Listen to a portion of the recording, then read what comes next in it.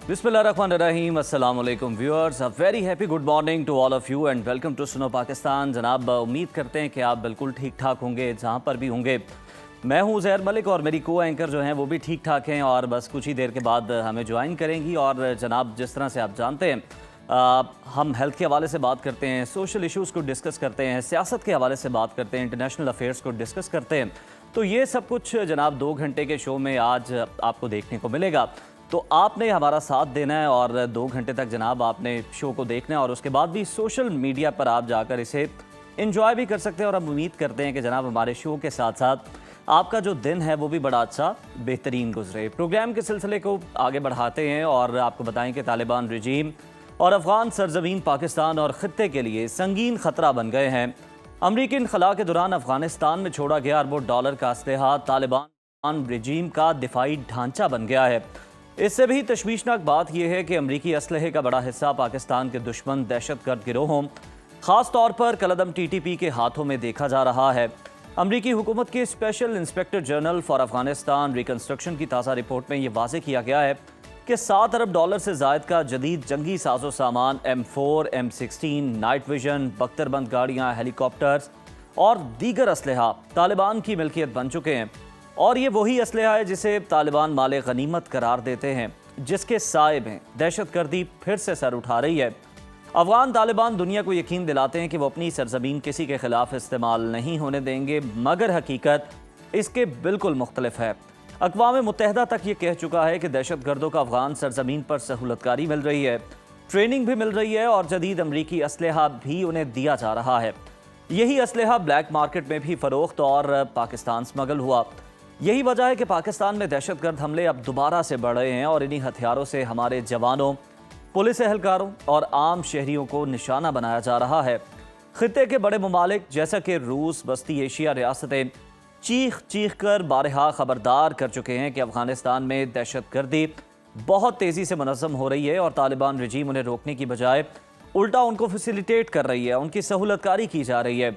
पाकिस्तान इस ज़मन में मुसलसल और दो टोक अंदाज में अफगान तालिबान रजीम से ये कहता चला रहा है कि अपनी सरजमीन से पाकिस्तान में होने वाली दरअंदाजी, दहशतगर्द हमले और कलदम TTP की पुश्त पनाही को फ़ौरन रोका जाए। मगर हकीकत यह है कि तालिबान रजीम की हठधर्मी अपनी जगह जूं की तूं बरकरार है। पाकिस्तान के सब्र को कमज़ोरी समझने वालों के लिए गुज़श्ता रोज़ एक बड़ा ही वाज़ेह पैगाम आया है और बड़े अहम मौके पर आया है। Chief of defence forces field marshal Syed Asim Munir ने साफ और खुले अल्फाज में यह कह दिया है कि अब तालिबान रजीम के पास सिर्फ 2 ही रास्ते हैं, पाकिस्तान या ख्वारिज। एक का इंतखाब तालिबान को इनमें से करना होगा। इसी तमाम तर सूरत-ए-हाल को डिस्कस कर लेते हैं। हमें ज्वाइन किया दिफाई तज्जियाकार एयर कमोडोर रिटायर्ड खालिद साहब ने। बहुत शुक्रिया चिश्ती साहब आपके वक्त का। Welcome to Suno Pakistan. Sir, अमरीका का छोड़ा गया 7 अरब डॉलर का असलहा तालिबान का दिफाई ढांचा बन चुका है। क्या समझते हैं, ये अमेरिका की स्ट्रेटेजिक नाकामी है या फिर वो गफलत जो दानिस्ता की गई? जी, बहुत शुक्रिया उज़ैर, आपने इनवाइट किया। देखिए, ये कॉम्बिनेशन है और आमतौर पर इस तरह के विड्रॉ होते हैं किसी भी कॉन्फ्लिक्ट के बाद तो बड़े ऑर्गेनाइज्ड होते हैं मुल्कों के दरमियान, ख़ास तौर पर जब होते हैं विड्रॉ किए जाते हैं। यहाँ पे बदकिस्मती ये है कि ये एक पावर हब है या एक जत्था है जो आर्म्ड है, जाहिर है कोई रूल्स फॉलो नहीं करता। और अनफॉर्चुनेटली मैं अक्सर बात करता हूँ कि ये अफगानिस्तान में जो इस वक्त हुकूमत है उसको स्टेट नहीं कहा जा सकता। बुनियादी तौर पर एक पावर ग्रुप है जिसके पास ज़्यादा असला है, फुट सोल्जर्स हैं चंद हज़ार, और ऑब्वियसली उसने मेजॉरिटी ऑफ अफगानिस्तान पे कब्जा किया हुआ है। अब आप मैं हिस्टोरिकली देखते चलते हैं, 1996 से लेकर 2001 तक जब तालिबान की पहली हुकूमत थी तो उनको 3 मुल्कों ने रिकग्नाइज़ किया था। अफगानिस्तान को पाकिस्तान ने, सऊदी अरब और UAE ने रिकग्नाइज़ किया था। इस वक्त सिर्फ रूस ने किया है और उसकी बड़ी वजह यही है कि वो स्टेट लाइक बिहेव नहीं कर रहा, जिसका मतलब ये है कि स्टेट की जिम्मेदारियां होती हैं। जब आप इंटरनेशनल फोरम पर होते हैं या कम्युनिटी ऑफ नेशंस में रहना चाहते हैं तो आपको बाय लॉज रिस्पेक्ट करने होते हैं, इंटरनेशनल नेबरहुड का ख्याल करना होता है, आपके यूनाइटेड नेशंस के रूल्स और SOPs को करना होता है। आप एक्सपोर्ट नहीं करते terrorism formally as a policy और इंस्ट्रूमेंट ऑफ फॉरेन पॉलिसी नहीं करते जी। इसको ज़हन में रखते हुए यहाँ क्योंकि अमेरिका ने इवैक्यूएट किया और बड़ी जल्दी में किया, और बहुत जल्दी मैं इसलिए नहीं कहता क्योंकि इन्होंने तकरीबन 2 साल से दोहा में मुज़ाकरात कर रहे थे अमेरिका के जो रिप्रेजेंटेटिव थे इन्हीं तालिबान के साथ, हालांकि अफगानिस्तान में अमेरिका की हुकूमत या कंट्रोल था उस वक्त। और जब विड्रॉ किया गया तो इतना हरिडली किया गया कि बहुत सारी चीज़ें अनअटेंडेड छोड़ दी गई, अनफिनिश छोड़ दी गई और इन अ वे हैंड ओवर कर दी गई इनफॉर्मली। अब एक बगराम बेस से कनेक्ट करते हैं। बगराम बेस इतना बड़ा बेस है जो अमेरिकन छोड़ कर गए और as part of the agreement जो मैं कर रहा हूँ कि 2 साल तक नेगोशिएशन होती रही, वहाँ ऑलमोस्ट ये 7 बिलियन का असला छोड़ कर गए। और अपनी तरफ से तो अमेरिकन उनके साथ ये डील करके गए कि हम आपको एनुअल कंपनसेशन देंगे। एनुअली किस बात की? आप ये एसेट हमारे प्रिजर्व या मेंटेन करेंगे। जैसे आप कोई बिल्डिंग छोड़कर चले जाते हैं कि हमारा इसका ख्याल रखना, ये उस तरह बगराम बेस छोड़कर चले गए। वहाँ पे ये 7.2 बिलियन के करीब सुना है असला है जो कंफर्म करते हैं, अमेरिकन खुद भी कहते हैं। और ये भूल गए अमेरिकन शायद ये एस्पेक्ट कि ये खुद एक आर्म्ड ग्रुप है। इनको ना सिर्फ खुद वेपन्स की जरूरत है बल्कि इनका तो थ्राइव ही इकोनॉमी सारी एक्सपोर्ट ऑफ वेपन्स और एक्सपोर्ट ऑफ टेरर और एक्सपोर्ट ऑफ लॉलेसनेस पे चलता है। बिल्कुल, इसी वजह से उन्होंने ये बड़ी जबरदस्त एक अपॉर्चुनिटी गिनी।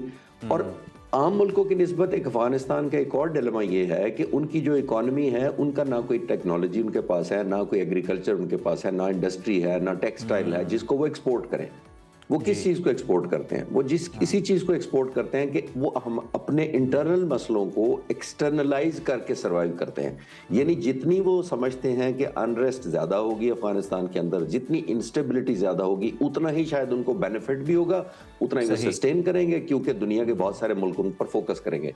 तो ये बदकिस्मती से कोई बहुत बड़ा सरप्राइज नहीं है, ये होना था क्योंकि जितना अनप्लान्ड ये एग्जिट किया अमेरिकन ने उसकी ये कीमत हम नेबरहुड दे रहे हैं। तो खालिद चिश्ती साहब, जिस तरह से सर आप भी बात कर रहे हैं कि 2 साल से मुज़ाकरात चल रहे थे और अमेरिका पेंटागन खास तौर पर अपना माइंड बना चुका था कि उन्होंने क्या करना है, यहाँ से कैसे निकलना है, लेकिन उसके बावजूद इस दौरान ये प्लानिंग नहीं की गई। बाकी सारी प्लानिंग हुई लेकिन ये प्लानिंग नहीं की गई कि जो असलहा है उसको किस तरह से तल्फ करना है या साथ लेकर जाना है।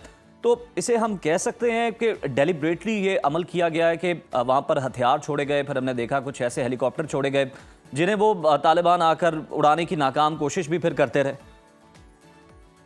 नहीं, मेरा ख्याल है मैं इंटेंशनली तो नहीं कहूंगा लेकिन मिसमैनेज जरूर था, इल प्लान जरूर था। और मैं आज का नहीं कह रहा, मैं कई सालों से ये जब से गए हैं उस वक्त से कह रहा हूँ कि ये इल प्लान और इल मैनेज था। वो कैसे? वो इसलिए कि जब एक अफगानिस्तान में हुकूमत ने उन्होंने विड्रॉ करना शुरू किया और जब अफगानिस्तान के ये तालिबान को रियलाइज हुआ कि अमेरिका जा रहा है तो उन्होंने मैसिव बिल्डअप किया था प्रेशर इनको एग्जिट करने के लिए। और फिर अब ने देख लिया था वो मंजर, हम सबको याद होगा, जहाजों से लटक लटक के लोग जाना चाह रहे थे। दैट इज वो, मैं उसको इल प्लान्ड कह रहा हूँ। यानी इतना हरिडली किया था कि एग्जिट, जाहिर है तालिबान तो थे ही मिलिट्री ग्रुप, अमेरिका को एक ऑर्गेनाइज तरीके से विड्रॉ करना चाहिए था कि इस तरह की चीजें बजाय ऐसे इनके पास छोड़ जाते। उनके इतने इतने मिलिट्री बेस है। खालिद साहब, बिल्कुल हमें वो याद है वो वक्त के एयरपोर्ट पर वहाँ पर क्या क़यामत का आलम था और फिर कुछ धमाके भी वहाँ पर हुए और ये बाद में बताया गया कि ये हमारी नाकामी नहीं, हमारी प्लानिंग पूरी थी, हम जल्दी में नहीं निकले, बल्कि हमें ये उम्मीद नहीं थी कि तालिबान इतनी जल्दी टेक ओवर कर लें। जी उज़ैर, जब आप तालिबान जैसे ग्रुप से मुज़ाकरात करते हैं तो यही तो मैं कह रहा हूँ कि जब तालिबान जैसे ग्रुप से करते हैं जो ऑर्गेनाइज नहीं है, जो एक्सटर्नलाइज करते हैं, जो वेपन्स पर चलते हैं, उनका सर्वाइवर ही इंस्टेबिलिटी में है, तो मेरा ख्याल है ये बिल्ट इन की जानी चाहिए थी। और इसी पीस टाइम के अंदर उनको सारे मिलिट्री एसेट्स, ये हेलीकॉप्टर्स और जितने इस तरह के नाइट विजन गॉगल जो एक स्टेट के पास होते हैं उनको कतर में शिफ्ट कर लेते। उनका इतना बड़ा मिलिट्री एयरबेस है और बहुत सारे मिलिट्री बेसेस उनके पूरे रीजन के अंदर है, वहां शिफ्ट कर सकते थे। उससे कहीं बेहतर था कि पाकिस्तान से नेगोशिएशन करके पाकिस्तान को हैंडओवर करके अगर अमानतन भी रखवाना था तो रखवा जाते ताकि हम सिक्योर रहते। तो ये मैं इल प्लान जरूर कहूंगा, मैं बदनीयती नहीं कहूंगा कि शायद उन्होंने छोड़ा इंस्टेबिलिटी। बिल्कुल ठीक है, इल प्लान्ड है। खालिद साहब, अमरीकी असलहा अगर हम देखें तो अफगानिस्तान ब्लैक मार्केट से होता हुआ पाकिस्तान, ईरान, वस्ती एशिया तक और कई ममालिक तक ये फरोख्त हो रहा है। ये पूरे खत्ते के लिए टाइम बम साबित होने का कितना खदशा है? मजीद इसके कितने असरात जो हैं वो आने वाले दिनों में पूरे खत्ते में नजर आ सकते हैं इन ममालिक के अंदर? देखिए, ये तो हो रहा है, ये तो ऑलरेडी शुरू हो गया है। पाकिस्तान का बदकिस्मती से हम बहुत सॉफ्ट रहे हैं अफगानिस्तान महाजरीन की वजह से। और पुराने ज़माने में जब लेट 70s में जब सोवियत यूनियन ने कब्जा किया था और 10 साल सोवियत यूनियन रहा था 89 तक, हमने महाजरीन को भी पनाह दी और मुजाहिदीन को भी ज़ाहिर स्पॉन्सर किया ताकि सोवियत यूनियन जो एक बड़ी सुपर पावर था वहाँ से निकाला जा सके। उनके जी बहुत एक्टिव रोल प्ले किया था उन्होंने। उस वक्त भी तालिबान तो उस वक्त नहीं थे, मुजाहिदीन थे, उनको अबंडन कर दिया था। अबंडन का मतलब यह है कि उनको वेपन दिए हुए अनअटेंडेड छोड़ दिया था, कोई एग्जिट स्ट्रैटेजी नहीं की गई थी। उस वक्त भी यही हुआ था बदकिस्मती से। फिर हमने 2016 में आकर प्रॉपर वीज़ा इन्फोर्समेंट शुरू की है, तो आज से 9 साल पहले इससे पहले इतना ज़्यादा खुला बॉर्डर था। आज भी बॉर्डर बंद होने से पहले इसी बॉर्डर से तकरीबन 20 से 30 हज़ार गाड़ियाँ रोज़ाना आती जाती हैं अफगानिस्तान के अंदर और पाकिस्तान के अंदर बाहर। अब आप देखिए इतनी बड़ी गाड़ियां तो आप किसी भी पाकिस्तान के हाईवे पे खड़े होकर काउंट करें तो शायद इतनी होंगी। यानी हमारा इतनी लीनियंसी मैं साबित करने की कोशिश कर रहा हूँ। फिर उसके बाद जब तालिबान आए तो उन्होंने गवर्नरशिप दिखानी थी, उन्होंने डिप्लोमेसी दिखानी थी, उन्होंने एडहेरेंस तो रूल दिखाने थे, उन्होंने अपनी कैपेसिटी दिखानी थी। लेकिन बदकिस्मती से वो किसी तरफ भी कामयाब नहीं हुए दिखाने में, और ये मेरे लिए सरप्राइज नहीं था। जैसे मैंने कहा कि वो तो एक्सटर्नलाइज करते हैं अपने इश्यूज को अपने मकसद के लिए। फिर मई के बाद जब इंडिया फैक्टर आ गया वो कूद पड़े। और बाय द वे बहुत सारे मुल्कों का मैं नाम भी नहीं ले सकूंगा यहाँ पे, उनकी भी बहुत इंटरेस्ट है यहाँ पे। ये नहीं है कि सिर्फ इंडियन फैक्टर है जिसकी वजह से हमारे कोई दोस्त नेबरहुड बहुत सारे मुल्क ऐसे हैं जो अपना अपना इंटरेस्ट या अपनी अपनी बायसिज्म रखते हैं उसकी तरफ। और ये अब दुनिया को रियलाइज होना शुरू हो गया है। आपने देखा कि एक ताजिकिस्तान के बॉर्डर पे धमाके हुए, फिर दहशतगर्दी हुई थी, फिर रूस खुद आना चाहता है नेगोशिएशन कराने के लिए। वो इसलिए कि सबको अब नजर आ रहा है कि it's a matter of time, it's not a matter of chance. अब उनकी भी बारी किसी वक्त भी आ सकती है, क्योंकि इनको तो एक्सपोर्ट करना है अपना है, जो टेररिज्म कह लें या आर्म जो स्ट्रगल कह लें या उसको दहशतगर्दी कह लें, जो भी नाम दे लें, ये थ्रू वेपन्स ही करेंगे। लेकिन हम तो बहुत अरसे से कह रहे हैं, अमेरिका में अभी दहशतगर्दी हुई आपके सामने, उनके 2 सोल्जर्स को टारगेट किया गया, अमेरिका को भी रियलाइज हो गया होगा। तो आई विश के सारे लोग रियलाइज करें कि जो टेररिज्म होता है वो सबके लिए कॉमन होता है और उसकी कोई बाउंड्रीज भी नहीं होती है। बिल्कुल, टेररिज्म की कोई बाउंड्री नहीं होती और पाकिस्तान तो हमेशा से ये कहता आया कि चले हम तो अपना दिफा कर लेंगे, मजबूत हैं हम और हम हमेशा से जंग लड़ते आए हैं, लेकिन बाकी ममालिक जो हैं उन्हें सोचना पड़ेगा और अपना किरदार अदा करना पड़ेगा। सर, पाकिस्तान के दुश्मन कलअदम TTP के पास अमरीकी असला पहुँच चुका है, बड़ा तशवीशनाक है। क्या आप समझते हैं कि अफगान रजीम, तालिबान रजीम जानबूझकर TTP को मजबूत कर रही है, स्ट्रेंथन कर रही है, ताकि पाकिस्तान पर जो दबाव है ये बरकरार रहे और अफगान तालिबान और TTP एक ही सिक्के के 2 रुख हैं? जी, आखिरी जुमले से तो मैं इत्तेफाक करता हूँ कि एक ही सिक्के के 2 रुख इसलिए हैं कि दोनों का ईमान ये है कि फोर्स स्ट्रगल होनी चाहिए, आर्म्ड वेपनाइजेशन करनी चाहिए। उनका बिलीव ये है कि बैग बोरो और स्टील कहीं से उनके हाथ में वेपन चढ़ने चाहिए। लेकिन मैं ये कहना चाहता हूँ कि ये अगर तरीके तालिबान अफगानिस्तान जो इस वक्त हुकूमत में है, अगर वो करना भी चाहें इस वक्त कंट्रोल, तो मेरा नहीं ख्याल कि वो TTP को कंट्रोल करने की पोजीशन में है। अच्छा। क्योंकि जैसे मैं अक्सर आपके प्रोग्राम में भी कह चुका हूँ, ये पावर हब्स हैं बुनियादी तौर पर, ये ताकत के सोर्सेज हैं, एक दूसरे को नहीं कहते, एक दूसरे से साइन तक नहीं किया था एग्रीमेंट अभी तक। आपने देखा था जब दोहा में भी मुज़ाकरात हुए, इस्तांबुल में भी हुए, तो तालिबान जो थे, जो हुकूमत जिनकी है, वो सिग्नेचर करने को भी तैयार नहीं थे। सिग्नेचर इसलिए नहीं करना चाहते थे कि ये एक उनके जो एंटी राइवल्स हैं, जो उनके मुखालफीन हैं, उनको एक मैसेज जाएगा कि ये कोई कैंपेन पे एग्री कर गए हैं। फिर हमारे लिए एक मॉरल असेंडेंसी हो जानी थी पाकिस्तान के लिए कि क्योंकि आपने एग्री किया है तो या आप खुद करें या हमें करने दें, बात अगली तरफ चली जानी थी। तो उन्होंने सिग्नेचर करने से इनकार कर दिया था, क्योंकि उनको पता था कि हम अगर सिग्नेचर कर भी देंगे किसी एग्रीमेंट पे तो हम इन्फोर्स नहीं कर सकेंगे। ये जैसे अंग्रेजी में कहते हैं ना, लिव एंड लेट लिव, यानी हमें भी रहने दो, हमें भी ना छेड़ो, हम आपको कुछ नहीं कहते। और वही वहां पे चल रहा है बदकिस्मती से। और ये एक ग्रुप में नहीं है, 2 ग्रुपों में नहीं है। अफगान तालिबान को पता है कि ये जितने ग्रुप हैं, अगर उन्होंने एक ग्रुप के खिलाफ कोई एक्शन लिया तो 2 या 3 या 4 बड़े बड़े ग्रुप हैं। हक्कानी ग्रुप के अलावा भी काबुल के अपने तालिबान के ग्रुप हैं, वहाँ पे बकेयार है, नॉर्दर्न अलायंस है, जो कंधारी ग्रुप है उसके अंदर 2 अपने फैक्शंस हैं। तो ये इतने ज्यादा मिलकर कोई ग्रुप किसी के साथ अलायंस करके इस हुकूमत को गिरा सकता है। तो it was a matter of survival, not matter of encouragement. बिल्कुल, ये मैटर ऑफ सर्वाइवल है। खालिद साहब, बड़े अच्छे तरीके से आपने एक्सप्लेन किया। सर, तो ये जिस तरह से मुख्तलिफ ग्रुप हैं और सारे एक्टिव हैं और अपने अपने जो उनके नज़दीक दुश्मन ममालिक हैं वहाँ पर हमले भी करते हैं, पाकिस्तान के अलावा भी, तो सर ये तो एक तरह से हम ये नहीं कह सकते कि ये किसी और बड़ी ताकत को दावत दे रहे हैं कि जनाब अब वो अफगानिस्तान का रुख करें? देखिए, ये तो टेंशन ड्रॉ करने के लिए करते हैं। ये हमें ज़हन में रखना चाहिए। और मैं हमेशा कहता हूं कि उनकी मजबूरी है कि अपने इंटरनल मसले को एक्सटर्नलाइज करें। मैं थोड़ी देर पहले कह रहा था। और एक्सटर्नलाइज क्यों करें? क्योंकि वो रेलेवेंट रहते हैं इस तरह। अदरवाइज आज जरा विजुलाइज कर लें कि यहाँ पे एक स्टेबल गवर्नमेंट आ जाए जो गवर्नेंस को एडहेयर करे, जो डिप्लोमेसी को रिस्पेक्ट करे, जो रूल्स ऑफ द गेम जिसको इंटरनेशनल कमिटी ऑफ नेशंस के उनको फॉलो करना शुरू कर दे, जो अपनी कैपेसिटी दिखा दे कि हम जनाब करने की पोजीशन में है, तो यहाँ तो अमन हो जाएगा। अमन हो जाएगा तो फिर अफगानिस्तान की हुकूमत सर्वाइव कैसे करेगी? सर्वाइव क्यों नहीं करेगी? क्योंकि उनके अपने रिसोर्सेज हैं ही कोई नहीं। तो जो मैं कह रहा हूँ कि वो एक्सटर्नलाइज करते हैं इस इशू को, जिसके मसले नेबरहुड या हम लोग कीमत उसकी देते हैं। और आज का नहीं है बाय द वे। उनकी अपनी इंस्टेबिलिटी हिस्टोरिकल है यहाँ पे। आप खुद देखें 1788 से 82 से लेकर जब ये ड्यूरेंट लाइन डिसाइड की गई थी, ब्रिटिश के साथ इनकी लड़ाई हुई थी, इनको बड़ी मार पड़ी थी, उस वक्त भी इनके अमीर अब्दुर्रहमान होते थे, उन्होंने पीस एग्रीमेंट किया था। उसके बाद से उन्होंने कंपनसेशन लेनी शुरू कर दी थी ब्रिटिश से कि अगर आप मुझे इतने पैसे दे दें तो जनाब ये ड्यूरेंट लाइन तक आपका हुआ, क्योंकि मैं जो केपीके और वाखान की जो बेल्ट है उसको मैनेज नहीं कर पा रहा, तो ये आप ले लें, लेकिन मुझे कोई फाइनेंशियल कंपनसेशन दे दें डे टू डे रनिंग चलाने के लिए। उसके बाद चलें, बहुत दूर नहीं मैं लेके जाता आपको हिस्ट्री में, 1973 से लेकर 79 तक 6 हुकूमतें और 6 सरबराहान अफगानिस्तान में बदले, 73 टू 79, जब सोवियत यूनियन नहीं आया था। और सोवियत यूनियन के आने की सबसे बड़ी वजह यही थी, सरदार दाऊद को कत्ल किया गया, तरकई को हटाया गया, हफीजुल अमीन को हटाया गया, नजीब को हटाया गया। ये 5-6 मैं नाम आपको ले सकता हूँ 6 सालों की हुकूमतों में।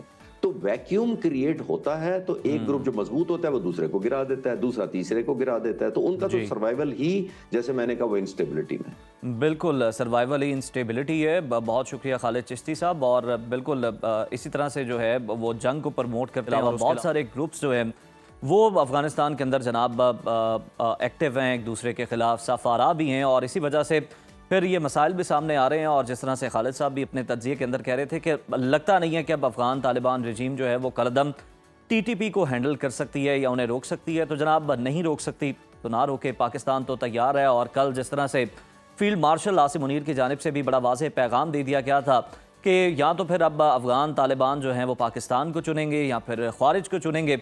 इसके साथ साथ इंडिया को भी ये पैगाम चला गया हुआ है कि जनाब अब की बार जो जवाब है वो बड़ा शदीद और बर्क रफ्तार होगा। तो पाकिस्तान मुकम्मल तौर पर तमाम ख़तरात से, अपने दुश्मनों से, उनकी चालों से बाखूबी आगाह भी है और उसके लिए तैयार भी है। अभी एक ख़बर आपके साथ शेयर कर देते हैं नाज़रीन। पाकिस्तान के मुख्तलिफ शहरों में ई चालान निज़ाम के आगाज़ के बाद शहरियों को एक जदीद सहूलत फराहम की गई है। अब अगर कोई ट्रैफिक कानून की खिलाफ वर्जी करता है तो उसे घर या मौजूदा मकाम पर ही SMS के ज़रिए इत्तला मिल जाती है और चालान की तफसीलात चेक भी की जा सकती है। शहरी उस चालान की अदायगी सरकारी वेबसाइट या मोबाइल ऐप के ज़रिए कर सकते हैं, जैसे ई-पे पंजाब है या PSCA की ऑफिशियल वेबसाइट मौजूद है। और जालसाज जो हैं, स्कैमर्स ने इस मौके का फ़ायदा उठाते हुए अब जाली चालान के मैसेजेस भी भेजना शुरू कर दिए हैं।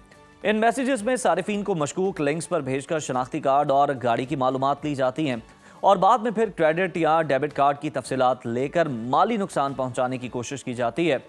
ट्रैफिक पुलिस और माहिरीन शहरियों को बार बार ये खबरदार कर रहे हैं कि किसी भी गैर ऑफिशियल लिंक या नंबर पर क्लिक ना करें, सिर्फ सरकारी प्लेटफॉर्म्स के जरिए ही अपना ई चालान देखें, उसको अदा करें और अदायगी के बाद रसीद या फिर SMS की तस्दीक लाजमी रखें ताकि किसी भी झूठे दावे या फ्रॉड से बचा जा सके।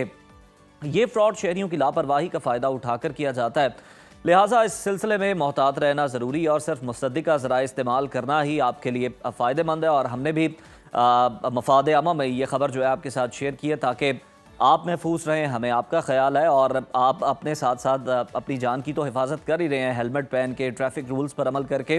तो जनाब आप अपने माल की भी हिफाजत कर सकें, क्योंकि ये नया फ्रॉड जो है पंजाब ट्रैफिक आने के बाद ये बहुत ज़्यादा एक्टिव है कि ई चालान जो हैं वो फेक आपको जनरेट किए जा रहे हैं और बहुत सारे लोग इससे मुतासिर भी हुए हैं।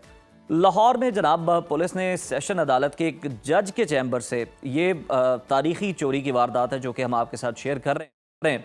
एक जनाब जज के चैम्बर से 2 अदद सेब और एक हैंड वॉश चोरी होने के मामले पर मुकदमा दर्ज किया है। ये मुकदमा थाना इस्लामपुरा में एडिशनल सेशन जज के रीडर की मुद्दत में दर्ज किया गया, जिसमें चोरी शुदा अशिया की मालियत तकरीबन 1000 रुपये बताई गई है। FIR के मुताबिक जज साहब ने अपने रीडर को हिदायत की कि वो थाने में रिपोर्ट दर्ज करवाएं। मुकदमा दफ़ा 380 ताज़ीरात पाकिस्तान के तहत दर्ज किया गया, जिसमें सज़ा ज़्यादा से ज़्यादा 7 साल कैद या जुर्माना या फिर ये दोनों ही हो सकती हैं।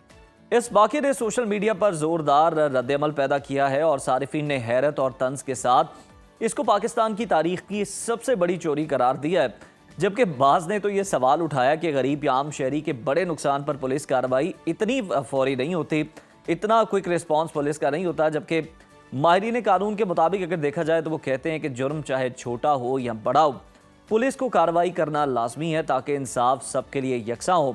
तो इस वाक़े ने एक बार फिर अवाम की नज़र में कानून के निफाज और बराबरी की अहमियत को उजागर कर दिया है। अवाम का ये कहना है, डिबेट कर रहे थे कि जनाब ये चीज़ें जो हैं वो मैं कमेंट्स पढ़ रहा था कि ये 1000 की नहीं है, ये उससे कम की है। माहिरीन कानून जो है वो कुछ और राय दे रहे हैं कि जनाब छोटी छोटी चोरियों से ही फिर ये जो लोग हैं ये बड़ी चोरियों की तरफ जाते हैं। लेकिन शहरियों का जनाब एक नुक्ता बड़ा वैलिड है, पॉइंट बड़ा वैलिड है। वो कहते हैं निज़ाम इंसाफ फिर सबके लिए होना चाहिए। अगर इतनी मालियत का जज साहब को नुकसान हुआ है तो आपने मुकदमा दर्ज किया, फौरी तौर पर एक्शन लेते हो। अगर किसी और के साथ भी खुदा ना खास्ता ऐसा वाकया पेश आ जाए क्योंकि तो फिर भी आपको FIR करनी चाहिए, क्योंकि लोगों की ज़िंदगी भर की जमा पूंजी लुट जाती है और फिर सिर्फ दरख्वास्त तक कार्रवाई रहती है, मुकदमा दर्ज नहीं हो पाता। तो जनाब प्रोग्राम में वक्त हो गया एक ब्रेक का। ब्रेक के बाद दोबारा आपकी खिदमत में हाजिर होंगे। Stay with us. आज 10 दिसंबर पाकिस्तान समेत दुनिया भर में इंसानी हुकूक का आलमी दिन मनाया जा रहा है, जिसका मकसद हर इंसान के बुनियादी हुकूक, आज़ादी, मसावात और इज़्ज़त के साथ जीने के हक़ पर जोर देना है। दूसरी जंग अज़ीम की तबाही के बाद अक़वाम मुत्तहिदा ने 10 दिसंबर 1948 को पहला आलमी एलामिया मंजूर किया और वाज़े पैगाम दिया कि दुनिया के हर इंसान के हुकूक बराबर हैं। अमरीका, बरतानिया, रूस, जर्मनी, फ्रांस समेत कई मुल्कों ने इस एलामिया पर दस्तखत किए और दुनिया को यकीन दिलाया कि मज़लूम की हिफाजत हमारी मुश्तरका ज़िम्मेदारी है। इस साल अक़वाम मुत्तहिदा ने इस आलमी दिन का अगर हम मौजू देखें तो इंसानी हुकूक हमारी रोज़मर्रा की ज़रूरत रखा है, यानी तालीम, सेहत, इजहार राय, बामकसद और बाइज़्ज़त ज़िंदगी। ये सहूलियात नहीं है बल्कि इंसान का पैदाइशी हक है। लेकिन 77 बरस बाद सवाल वही है, आज तमाम इंसानों को उनके हुकूक मिल रहे हैं? तो जवाब हमें अफसोस के साथ कहना पड़ता है कि नफ़ी में मिलता है, क्योंकि दुनिया में जंगें बढ़ रही हैं, माशी दबाव में इजाफा हो रहा है, माहौलियाती तब्दीलियाँ और अदम बर्दाश्त ने दुनिया के कई खित्तों में इंसानी हुकूक को संगीन चैलेंज बना रखा है। 77 साल गुजर गए मगर इंसान आज भी अपने हक के लिए आवाज़ उठाने पर मजबूर है। आज वादे याद दिलाने का दिन है, आज जिम्मेदारी निभाने का दिन है और आज इंसानियत को इंसान होने का हक दिलाने का दिन है। इंसानी हुकूक सिर्फ आलमी दिन ही नहीं बल्कि हम सबकी रोज़मर्रा ज़िंदगी की असल ज़रूरत है। जहाँ पर आज हम देख रहे हैं कि इंसानी हुकूक का आलमी दिन मनाया जा रहा है, तो वहीं पर आज जानवरों के हुकूक का आलमी दिन भी सेलिब्रेट किया जा रहा है। इंसानी हुकूक के आलमी दिन के मौके पर जानवरों के हुकूक का दिन मनाने का मकसद इंसान और जानवर दोनों के हुकूक के दरमियान ताल्लुक़ को वाज़े करता है और ये कि हमें जानवरों के साथ किस तरह हमदर्दाना सलूक रखना चाहिए और एक ज़्यादा मेहरबान माशरा हम किस तरह से कायम कर सकते हैं। इसी पर डिस्कशन कर लेते हैं। हमारे साथ हमारे मेहमान मौजूद हैं, इंसानी हुकूक की रहनुमा फरजाना बारी साहिबा हमारे साथ मौजूद हैं और जानवरों के हुकूक पर बात करने के लिए स्टूडियोज़ में हमें ज्वाइन किया है अल्तमश सईद साहब ने। तो फरजाना बारी साहब, सबसे पहले मैं आपकी जानिब आऊँगा। Good morning. ये बताइएगा कि आज पाकिस्तान समेत दुनिया भर में इंसानी हुकूक का आलमी दिन मनाया जा रहा है। आज का दिन इंसानियत के लिए कितनी अहमियत का हामिल समझती हैं? देखिए, सबसे पहले तो आई थिंक जो आपने बहुत ही अच्छा इंट्रो दिया और ये आज का दिन जो है, अगर आप उसको मनाते हुए हमें ये नहीं भूलना कि हमने पिछले 2 सालों में दुनिया में क्या होते हुए देखा है। गजा में जिस किस्म का जुल्म हमने देखा है, जिस किस्म की जेनोसाइड हमने अपनी आंखों से देखी है और जो एक तबकाती निज़ाम जो है, जो मैं समझती हूँ कि जो अपनी एक बर्बरियत की शक्ल में अब हम पूरी दुनिया को जिसने निगल लिया है। और आप देखें कि पूरी दुनिया के जो 80% रिसोर्सेज हैं वो 10% लोगों के पास रह गए हैं। एक मुल्क का जितना जो GDP है वो किसी एक शख्स के एक बिजनेसमैन के पास है। मल्टीनेशनल कॉरपोरेशंस ने पूरी दुनिया पे ऊपर जो है वो मुनाफे की शक्ल में लोगों के लेबर के हकूक के ऊपर जो है वो हमला आवर है। तो मैं समझती हूँ कि आज के दिन में आलमी सतह पे भी और फिर जो उसके असरात जो हैं नेशन स्टेट्स के अंदर भी, क्योंकि जो बढ़ती हुई पावर्टी है, आप देखें गुर्बत पाकिस्तान के अंदर भी इस वक्त 40% लोग, हुकूमत खुद कह रही है कि गुर्बत की सतह से नीचे रह रहे हैं। तो आप खुद सोचें कि इंसान जो इसलिए तो पैदा नहीं हुआ है ना कि वो अपनी बुनियादी ज़रूरतों के लिए इस तरह मर के जिए, जो अपनी मेहनत से जो लोग जो हैं, जो मेहनत कश तबका जो है वो एक दौलत प्रोड्यूस करता है, उसका हक है कि उसकी जो दौलत की तकसीम है उसको बराबर की सतह पे किया जाए और इंसानों की जो बुनियादी हकूक हैं, उनकी जो डिग्निटी है, उनकी जो रोज़गार के मसले हैं, रोटी कपड़ा मकान, हर किस्म के तशद्दुद से पाक ज़िंदगी गुजारने का हक, डिग्निटी के साथ अपनी ज़िंदगी गुजारने का हक, जिसके अंदर कुछ क्रिएटिविटी के लिए भी उनके पास उनकी ज़िंदगियों में वक्त हो कि वो कोई क्रिएटिव काम कर सकें एक ह्यूमन सोसाइटी के अंदर। तो मैं समझती हूँ वो तमाम जो हालात और होने चाहिए आलमी सतह पे भी और पाकिस्तान की सतह पे भी, वो तो बिल्कुल डिटोरिएशन का, तनज़्ज़ुली का शिकार है। दिन ब दिन आप देखें दुनिया में वायलेंस बढ़ रहा है। अभी एक रिपोर्ट आई है जो यूएन और उसकी है, ये ड्रग यूएनओटीसी की है और यूएन विमेन की है, जिसके अंदर फेमिसाइड के ऊपर वो कह रहे हैं कि पूरी दुनिया के अंदर जो औरतें हैं, हर 10 मिनट पे एक औरत जो है वो अपने घर के कोई ना कोई फर्द उसको जान से मार रहा है, कत्ल कर रहा है। ये तो दुनिया के हालात हैं इस वक्त। आप देखें कि इंटर स्टेट भी और इंट्रा स्टेट भी जो इनइक्वालिटीज हैं, जो डिस्पैरिटीज हैं, जो तबकाती हवालों से हैं, जो सिनफी हवालों से हैं, जो मजहबी हवालों से हैं, वो दुनिया में बेहद बढ़ चुकी हैं अब। और उसका नतीजा आप देख ही रहे हैं कि किस तरह से जो इवन जो सो कॉल्ड जो नॉर्दर्न तरक्की याफ्ता ममालिक हैं, वहाँ पे इमिग्रेंट्स के खिलाफ जो है किस तरह के जो है वो बहुत ही इनह्यूमन किस्म की पॉलिसीज इख्तियार करके उनको मुल्क से निकालने की कोशिश की जा रही है।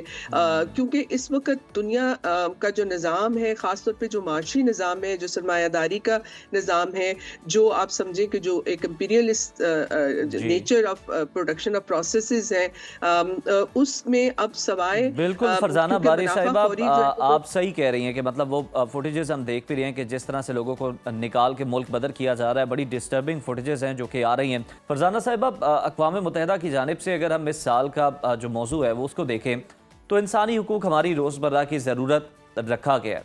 ये मौजू इस साल रखने की वजह आप क्या समझती हैं और क्यों इसको सिलेक्ट किया गया है इस पर?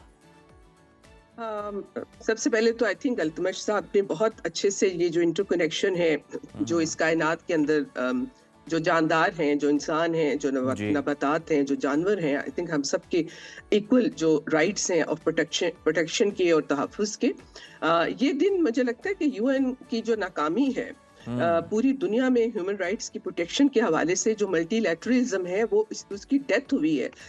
पिछले 2 सालों में हमने देखा कि जिस तरह से हजारों के तादाद में बच्चों को मारा गया गजा के अंदर और जर्नलिस्ट को मारा, मतलब किसी किस्म का जो यूएन इंटरनेशनल जो समझे कि जो कवानीन थे, जो रेड लाइंस थी, वो सारी क्रॉस हुई और वो और बिल्कुल उसमें जो है इजराइल और ज़ायनिस्ट जो ज़ायनिज़्म है उसको पूरी वेस्टर्न वर्ल्ड में इवन वहाँ की स्टेट सपोर्ट कर रही थी। वो तो वहाँ के अवाम जब निकले हैं तो उन्होंने मजबूर किया है अपनी रियासतों को कि उसके ऊपर जो है वो पीछे हटे इजराइल का साथ देने से, और कुछ उन्होंने अपनी पोजीशन चेंज की हैं।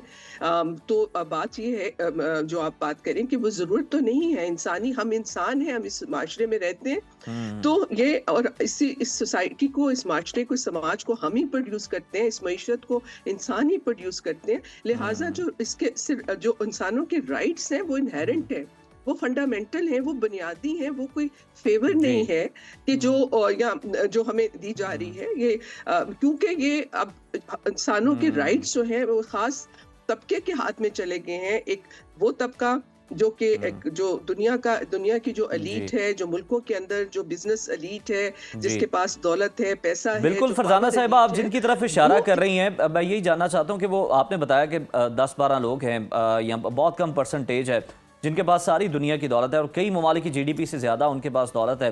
तो मतलब ये जो आलमी इदारे कायम किए गए हैं, ये क्या कर रहे हैं ताकि जो दूसरे लोग हैं, जो आम लोग हैं, उन तक भी कोई हिस्सा पहुंच सके, उन तक भी कोई पैसा पहुंच सके, सहूलियात पहुंच सके? ये तो नहीं है कि उन्होंने गरीबी में आंख खोली और फिक्रे मौश में ही वो इस दुनिया से बेचारे चले जाएं? नहीं, देखें, यही तो ये बात है कि जो इस वक्त जो जिन लोगों के पास सरमाया है, प्रॉफिट का भी एक वो होता है, ये एक साइकोलॉजिकल बीमारी है ना। मिसाल के तौर पे एक बिलियनियर है, वो क्या करेगा खाने को? तो फिर वही है ना कि आप 3 टाइम पे कितना खा सकते हैं ना, और कितनी आप जितना भी आप अय्याशी करना चाहे, मगर वो ये एक नफ्सियाती बीमारी के तौर पे होता है कि आप प्रॉफिटेरिंग जो होती है, प्रॉफिट के पीछे जो है, और यही वजह है कि ये दुनिया के अंदर कोई रीडिस्ट्रीब्यूशन ऑफ वेल्थ नहीं हो रही। ये जो बड़े बड़े आपको बिल गेट एंड जो है जॉर्ज सोरस जैसी जो फाउंडेशंस इस तरह काम कर रहे होते हैं, अगर आप हकीकत में देखें तो ये भी एक बिल्कुल एक समझें कि अपना वो जो एक एक्सप्लॉयटेटिव जो तरीके से जो वो मुनाफाखोरी कर रहे थे उसके ऊपर एक मुलम्मा चढ़ाने वाली बात है, अच्छा। या एनजीओस की शक्ल में जो है ये एक क्रम्स फेंकने की बात है कि लोगों के अंदर ये इल्यूजन पैदा की जाए कि सिस्टम डिलीवर कर सकता है, लेकिन जो कैपेसिटी है आज जो इस वक्त दुनिया जिस दौर से गुजर रही है और मैशत की जिस लेवल ऑफ इस्तेसाल का जो लेवल है जिससे गुजर रही है, उसके अंदर ये पॉसिबिलिटी जो है रीडिस्ट्रीब्यूशन ऑफ वेल्थ की पॉसिबिलिटी वो बिल्कुल बिल्कुल खत्म हो चुकी है, वसाइल की unless जो तकसीम है वो मुनसिफाना होनी चाहिए। और ये जो दिन आज मनाया जा रहा है, कहीं ना कहीं यूएन जो है वो अपनी नाकामी का भी एतराफ़ कर रहा है, जो फ़लस्तीन में हुआ, जो कुछ दुनिया में हो रहा है। बहुत शुक्रिया फरजाना बारी साहिबा आपके वक्त का। अल्तमश साहब की जानिब चलते हैं, उनसे भी गुफ्तगू करते हैं, उन्हें भी शामिल गुफ्तगू करते हैं। अल्तमश आप बताइएगा, इंटरनेशनल एनिमल राइट्स डे तो मनाया जा रहा है और साथ ही हम देख रहे हैं कि उस दिन मनाया जा रहा है जब इंसानों का भी आलमी हुकूक का आलमी दिन मनाया जा रहा है। कितनी इंपॉर्टेंस ये शो करता है, और साथ ही जानवरों के हुकूक की आलमी सतह पर पहचान की बात करें और तहफ़्फ़ुज़ के लिए आप क्या समझते हैं सबसे बड़ा चैलेंज क्या दरपेश है? पहले तो इस चीज़ को वाज़ेह कर दिया जाए कि इंटरकनेक्शन है। मैम ने फेमिसाइड की बात की जी। जो डोमेस्टिक वायलेंस है उसकी पॉसिबिलिटी बढ़ जाती है जहाँ पे जानवरों के साथ तशद्दुद किया जाए, और ख़ासकर ये लोग मर्द करते हैं, बच्चे करते हैं, छोटे होते हैं, छोटे छोटे होके वो बच्चों के साथ जुल्म करते हैं, बड़े होके वो औरतों के साथ जुल्म करते हैं। तो उसमें ग्रेजुएशन आती है वायलेंस में। हमारा मुल्क जो है औरतों के लिए कम्प्लीटली अनसेफ है, साथ ही जानवरों के लिए भी उतना ही अनसेफ है। आप देख सकते हैं कि जूज़ में और जो कुत्ते हैं जो हमारी सड़कों पे हैं, हम अगर उनसे शफकत से पेश आएंगे तो हम इंसानों के साथ भी शफकत से पेश आएंगे। इसमें एक और इंटरकनेक्शन है माहौल का, जिसको कनेक्ट करना बहुत ज़रूरी है। स्मॉग जो है जैसे इंसानों को इफेक्ट करती है उसी तरह जानवरों को भी करती है। हमारी 70% बायोडाइवर्सिटी जो है पिछले 50 साल में ख़त्म हो गई है। उसी के साथ 70% हमारे फॉरेस्ट कवर पाकिस्तान में पिछले 10 साल में ख़त्म हो गया है जी। ये फॉरेस्ट जो हैं, जैसे नासिर बाग का इशू अभी चल रहा है, ये घर हैं उन जानवरों के लिए और ये साफ़ हवा प्रोवाइड करते हैं इंसानों के लिए। तो माहौल के हकूक़, जानवर के हकूक़ और इंसान के हकूक़ इकट्ठे लेके जाना बहुत ज़रूरी है। क्लाइमेट चेंज कंट्रोल होता है, बायोडाइवर्सिटी कंट्रोल होती है, पोल्यूशन कंट्रोल होती है, सही, और बेहतर इन्वायरमेंट बनती है, क्योंकि जितनी हमदर्दी आप इनके साथ करेंगे उतनी हमदर्दी आप इंसानों के साथ भी करेंगे। इसमें साइंस अवेलेबल है। बिल्कुल अल्तमश, आपने ठीक है। अल्तमश, पाकिस्तान में अगर देखा जाए तो जानवरों के हुकूक के हवाले से कौन कौन से कवानीन मौजूद हैं और उन्हें इम्प्लीमेंट करने में आप क्या समझते हैं सबसे बड़ी रुकावट क्या है? हमारा जो मेन कानून है जो क्रूअल्टी को देखता है, एटलीस्ट वो 1890 का है, Pakistan prevention to cruelty act. उसकी प्रोविजंस इतनी पुरानी है, उसकी डेफिनेशन जानवरों की है, वो सिर्फ डोमेस्टिक और कैप्चर्ड एनिमल्स को कवर करती है। उसमें फार्म एनिमल्स नहीं है, उसमें घोड़े नहीं हैं, उसमें कुत्ते नहीं आते, और वो पनिशमेंट्स इतनी पुरानी है, सज़ा 200 रुपये है और 6 महीने की जेल है। तो उस पर FIR ही नहीं होती।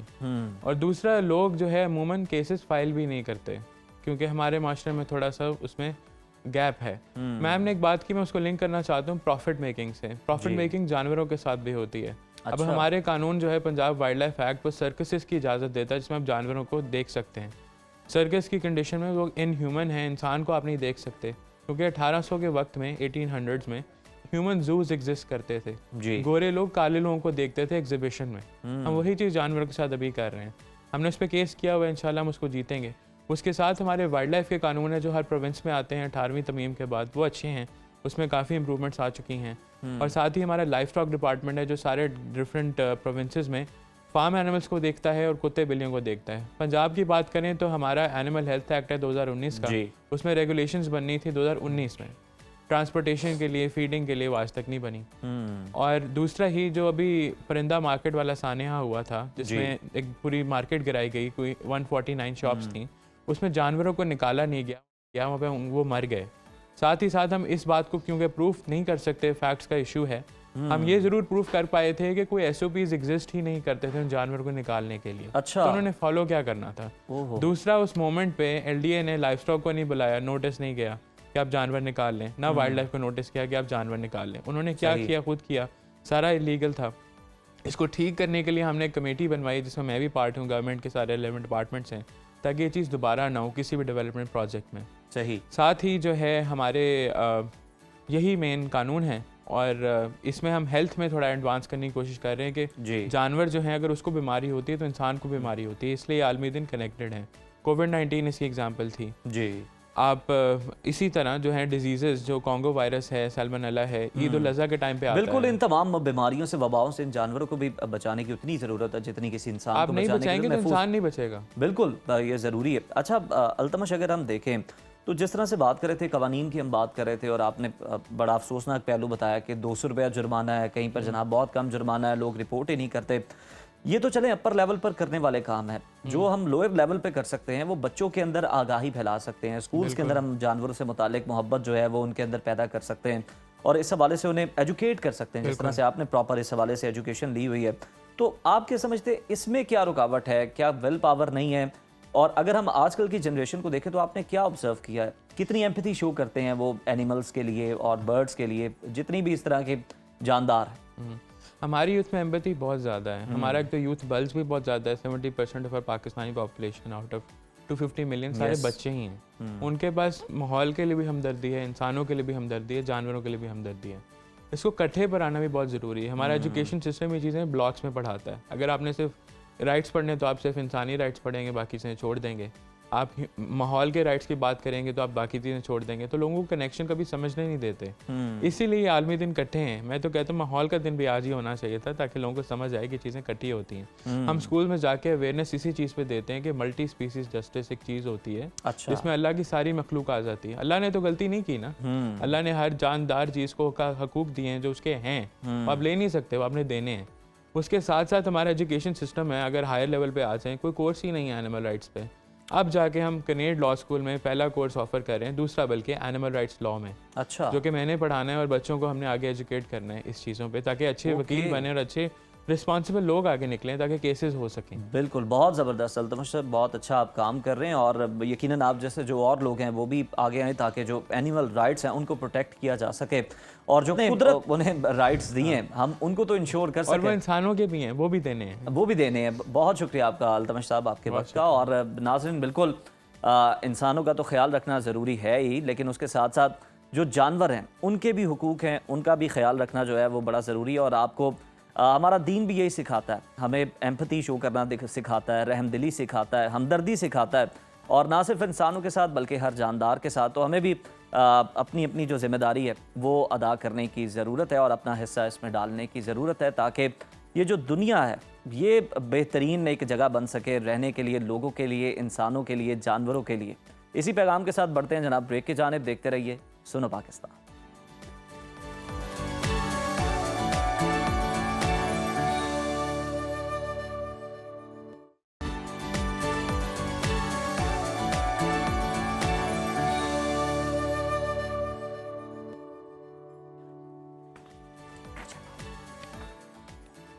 वेलकम बैक नाजरीन। और अगर हम देखें तो दुनिया की भीड़ हो, बाज़ारों का शोर हो या फिर खुले मकामात हो, आम इंसान के लिए ये रोज़मर्रा का माहौल है। लेकिन कुछ अफराद के लिए यही जगह शदीद घबराहट, बेचैनी और बेबसी का बायस बन जाती हैं।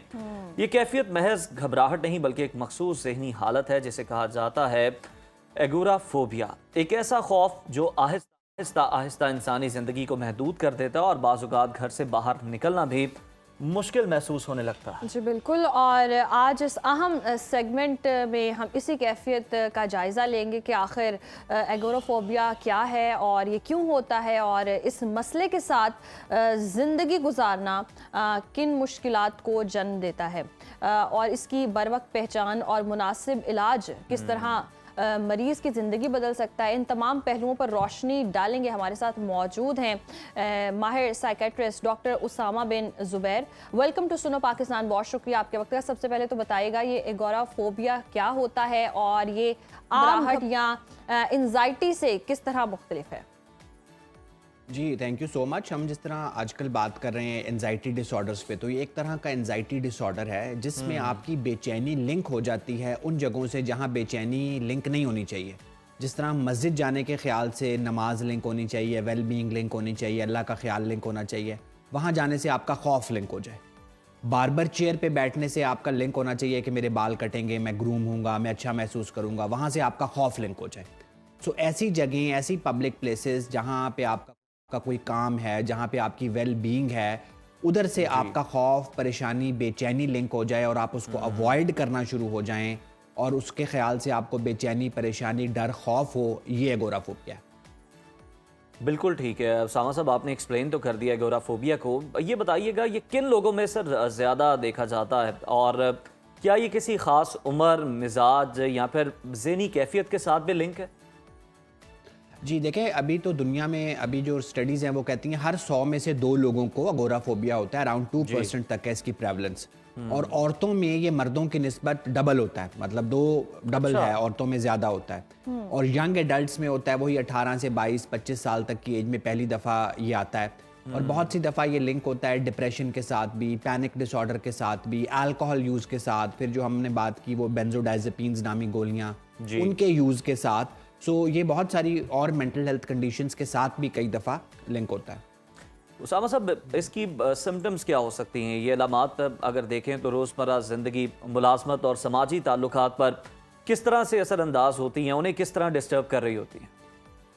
देखिए, मैं आपको जिस तरह मिसाल दी ना, अभी 2 पेशेंट्स जो मेरे अंडर केयर हैं, रहे हैं, जो बड़े अब बेहतर हैं, उसमें से एक वो था जिसने मस्जिद जाना छोड़ दिया। अच्छा। वो अब बड़े मजहबी घराने से था, घर वालों ने उसको तंज करना शुरू कर दिए, ताने देना शुरू कर दिए, डांटना शुरू कर दिया, तुम मस्जिद नहीं जाते हो, तुम अल्लाह से दूर हो गए हो। और उसको वो मस्जिद जाता था, उसको पैनिक अटैक होते थे, उसको बेचैनी होती थी, खौफ महसूस होता था और वो वापस आ जाता था। सिमिलरली मेरा दूसरा पेशेंट था जिसके बाल इतने इतने बड़े हो गए थे, वो कहता था जी मैं बार बार चेयर पे नहीं बैठ सकता। बार बार चेयर पे बैठता था, उसको एकदम पैनिक अटैक होता था, वो उठ के आ जाता था। और उसको भी घर वालों ने कहा जी तुम बाल कटाना नहीं चाहते हो, तुम फैशनी हो गए हो, ये है और वो है। अंदर से बात ये थी। तो सोसाइटी और घर वाले भी जिस तरह इस खौफ की कैफियत को लेते हैं, तो आपके घर वालों से भी ताल्लुकात ख़राब होते हैं, आपकी पर्सनल ग्रूमिंग ख़राब होती है, आपके काम रुकना, आप शॉपिंग नहीं जा सकते। आप कहते हैं जी मैंने 3 साल से सिर्फ ऑनलाइन चीज़ें मंगाता हूँ, मैं जाना चाहता हूँ गीगा मॉल, सेंटोरस, डॉल्मेन मॉल, लेकिन जा नहीं सकता। सो ये आपकी ज़िंदगी को, और फिर बढ़ते बढ़ते ये आपको एक नहीं होती। बिल्कुल। इतना प्रॉब्लम फिर आ जाता है कि ये लोग घर से बाहर नहीं जा सकते।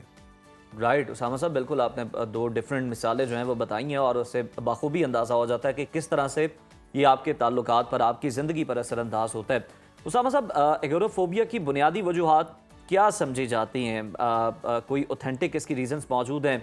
कोई बचपन का खौफ होता है, कोई इस तरह का हादसा पेश आना, या फिर फैमिली हिस्ट्री भी इसमें कोई किरदार अदा करती है? देखिए, फैमिली हिस्ट्री और जेनेटिक्स तो टॉप पे है ना। मैंने हमेशा कहा है कि नफसियाती बीमारियां ज़्यादा अंदर होती हैं, बाहर कम होती हैं। दूसरी चीज़ जो यहाँ बहुत इन्वॉल्व है, जो पेरेंट्स बहुत गौर से सुने, वो है कंडीशनिंग। कंडीशनिंग इतना पावरफुल डिफेंस है कि इससे तो जानवरों की भी बिहेवियर गवर्न होते हैं, तो इंसान है। सो अभी जो 2 मैंने मिसालें दी, उसमें से एक बच्चा जो था, जो मस्जिद जाने का जिसको खौफ डेवलप हो गया था, he had some inappropriate touch at mosque. ये एक और कहानी है कि इस पे आगे जब हम अब्यूज़ पे बात करेंगे, तो उसका मस्जिद से वो खौफ लिंक हो गया।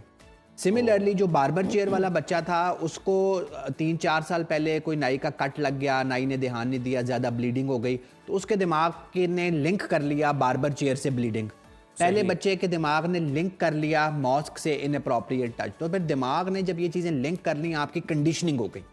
सो ये जो कंडीशनिंग है ना, जिस तरह छोटे बच्चे जब मॉल में जाएं, एक वाइट कोट वाले ने उनको टीका लगाया हो, वो कहीं और भी वाइट कोट वाला देखेंगे, वो रोना शुरू कर देंगे। This is conditioning. वो फिर टीके से नहीं उनको खौफ होता, वाइट कोट से होता है। इसी तरह इन लोगों को बार्बर ब्लड से खौफ नहीं होता, बार्बर चेयर से होता है। सो कंडीशनिंग जो है ना, वो बहुत स्ट्रॉन्ग मैकेनिज्म है जो दिमाग को उन सिचुएशंस में खौफ से लिंक कर देता है कि फिर वो प्रॉपर बीमारी बन जाती है। सो ये 2 मेन कॉजेज हैं। सही, ये 2 मेन कॉजेज हैं। अच्छा, अब स्टेजेस की तरफ आ जाते हैं उसामा साहब। इसकी डिफरेंट स्टेजेस भी होती हैं, और इसको फिर डायग्नोज किस तरह से किया जाता है? क्या कोई मखसूस टेस्ट हैं जो किए जाते हैं इसके लिए, इसको डायग्नोज करने के लिए?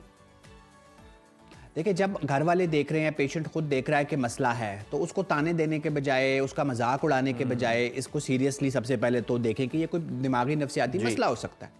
उसके बाद जब पेशेंट हमारे पास आता है, हम यूजुअली थायराइड का टेस्ट कराते हैं। बहुत सी दफ़ा ये थायराइड की प्रॉब्लम एंजाइटी के साथ प्रेजेंट करती है।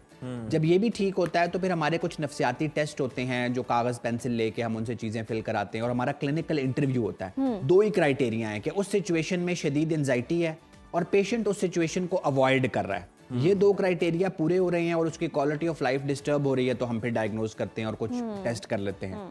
फिर घर वालों को बताते हैं, भाई ये इसकी मस्ती नहीं है, ये इसका वो नहीं है, ये जिस तरह नज़र कमज़ोर होती है, पेट का मसला होता है, ये दिमाग का, नफ्सियात का मसला है, जो इलाज से बेहतर हो जाएगा। ट्रू। अच्छा डॉक्टर उसामा, जिस तरह से आप बता रहे हैं कि इनकी कंडीशन होती है, सोसाइटी को कितना अंडरस्टैंड करने की ज़रूरत है? क्योंकि समटाइम्स ऐसा होता है, एक ऐसा कोई पेशेंट होता है लेकिन उसको एक्सेप्ट ही नहीं कर रही होती फैमिली, और वो कहते हैं क्या ड्रामे कर रहे हो, ये क्या प्रॉब्लम तुम्हें आ गई है। तो सोसाइटी को किस तरह समझाने की ज़रूरत है कि इस तरह के लोग होते हैं और इनको एक्सेप्ट करना चाहिए और इनका इलाज करवाना चाहिए? देखिए, एक तो इस तरह के लोग, बड़ा मुनासिब टर्मिनोलॉजी नहीं है, पेशेंट्स है, जिस तरह नज़र कमज़ोर होती है, जिस तरह दिल का मसला होता है, सो ये जो मैं और आप बैठ के बात कर रहे हैं, ये इसी डिस्टिग्मेटाइजेशन के लिए तो कर रहे हैं कि लोगों तक जब पहुंचेगी बात कि यार जिस तरह आंख खराब हो सकती है, टांग खराब हो सकती है, इस तरह दिमाग में भी कुछ केमिकल्स हैं जो ऊपर नीचे हो जाते हैं और वो इलाज से बहुत बेहतर हो जाते हैं। बल्कि जो मेडिकल की बीमारियां हैं, शुगर है, ब्लड प्रेशर है, दिल का मसला है, उनका तो इलाज सारी उम्र चलता है। एगोराफोबिया का तो इलाज अगर माइल्ड टू मॉडरेट है या इवन मॉडरेट टू सिवियर भी है, 3 से 6 महीने होता है, पेशेंट बेहतर हो जाता है। तो ये तो ऐसी चीज़ है जिसका इलाज बाकियों से आसान भी है और पेशेंट कई दफ़ा मुकम्मल तौर पे रिकवर भी कर जाता है। बिल्कुल, ये भी किसी और ही बीमारी की तरह पेशेंट होते हैं और इन्हें भी पेशेंट की तरह ट्रीट करना चाहिए और पूरी फैमिली को इस स्टेज के अंदर उनके साथ कोऑपरेट करना चाहिए, उन्हें अंडरस्टैंड करना चाहिए। इस तरह के जुमले नहीं कहने चाहिए कि शायद तुम जानबूझ के कर रहे हो या तुम हमारे साथ मतलब टक कर रहे हो। इस तरह के जो जुमले की कहा जाते हैं अमूमन हमारी सोसाइटी में, इनको डिस्करेज करने की ज़रूरत है। बहुत शुक्रिया डॉक्टर उसामा साहब, आपके वक्त हो गया यहाँ पर ब्रेक। आप हेडलाइंस मुलाहिजा करें, उसके बाद कुछ दीगर इंटरेस्टिंग मौज़ूआत के साथ दोबारा हाजिर होते हैं। देखते रहिए सुनो पाकिस्तान।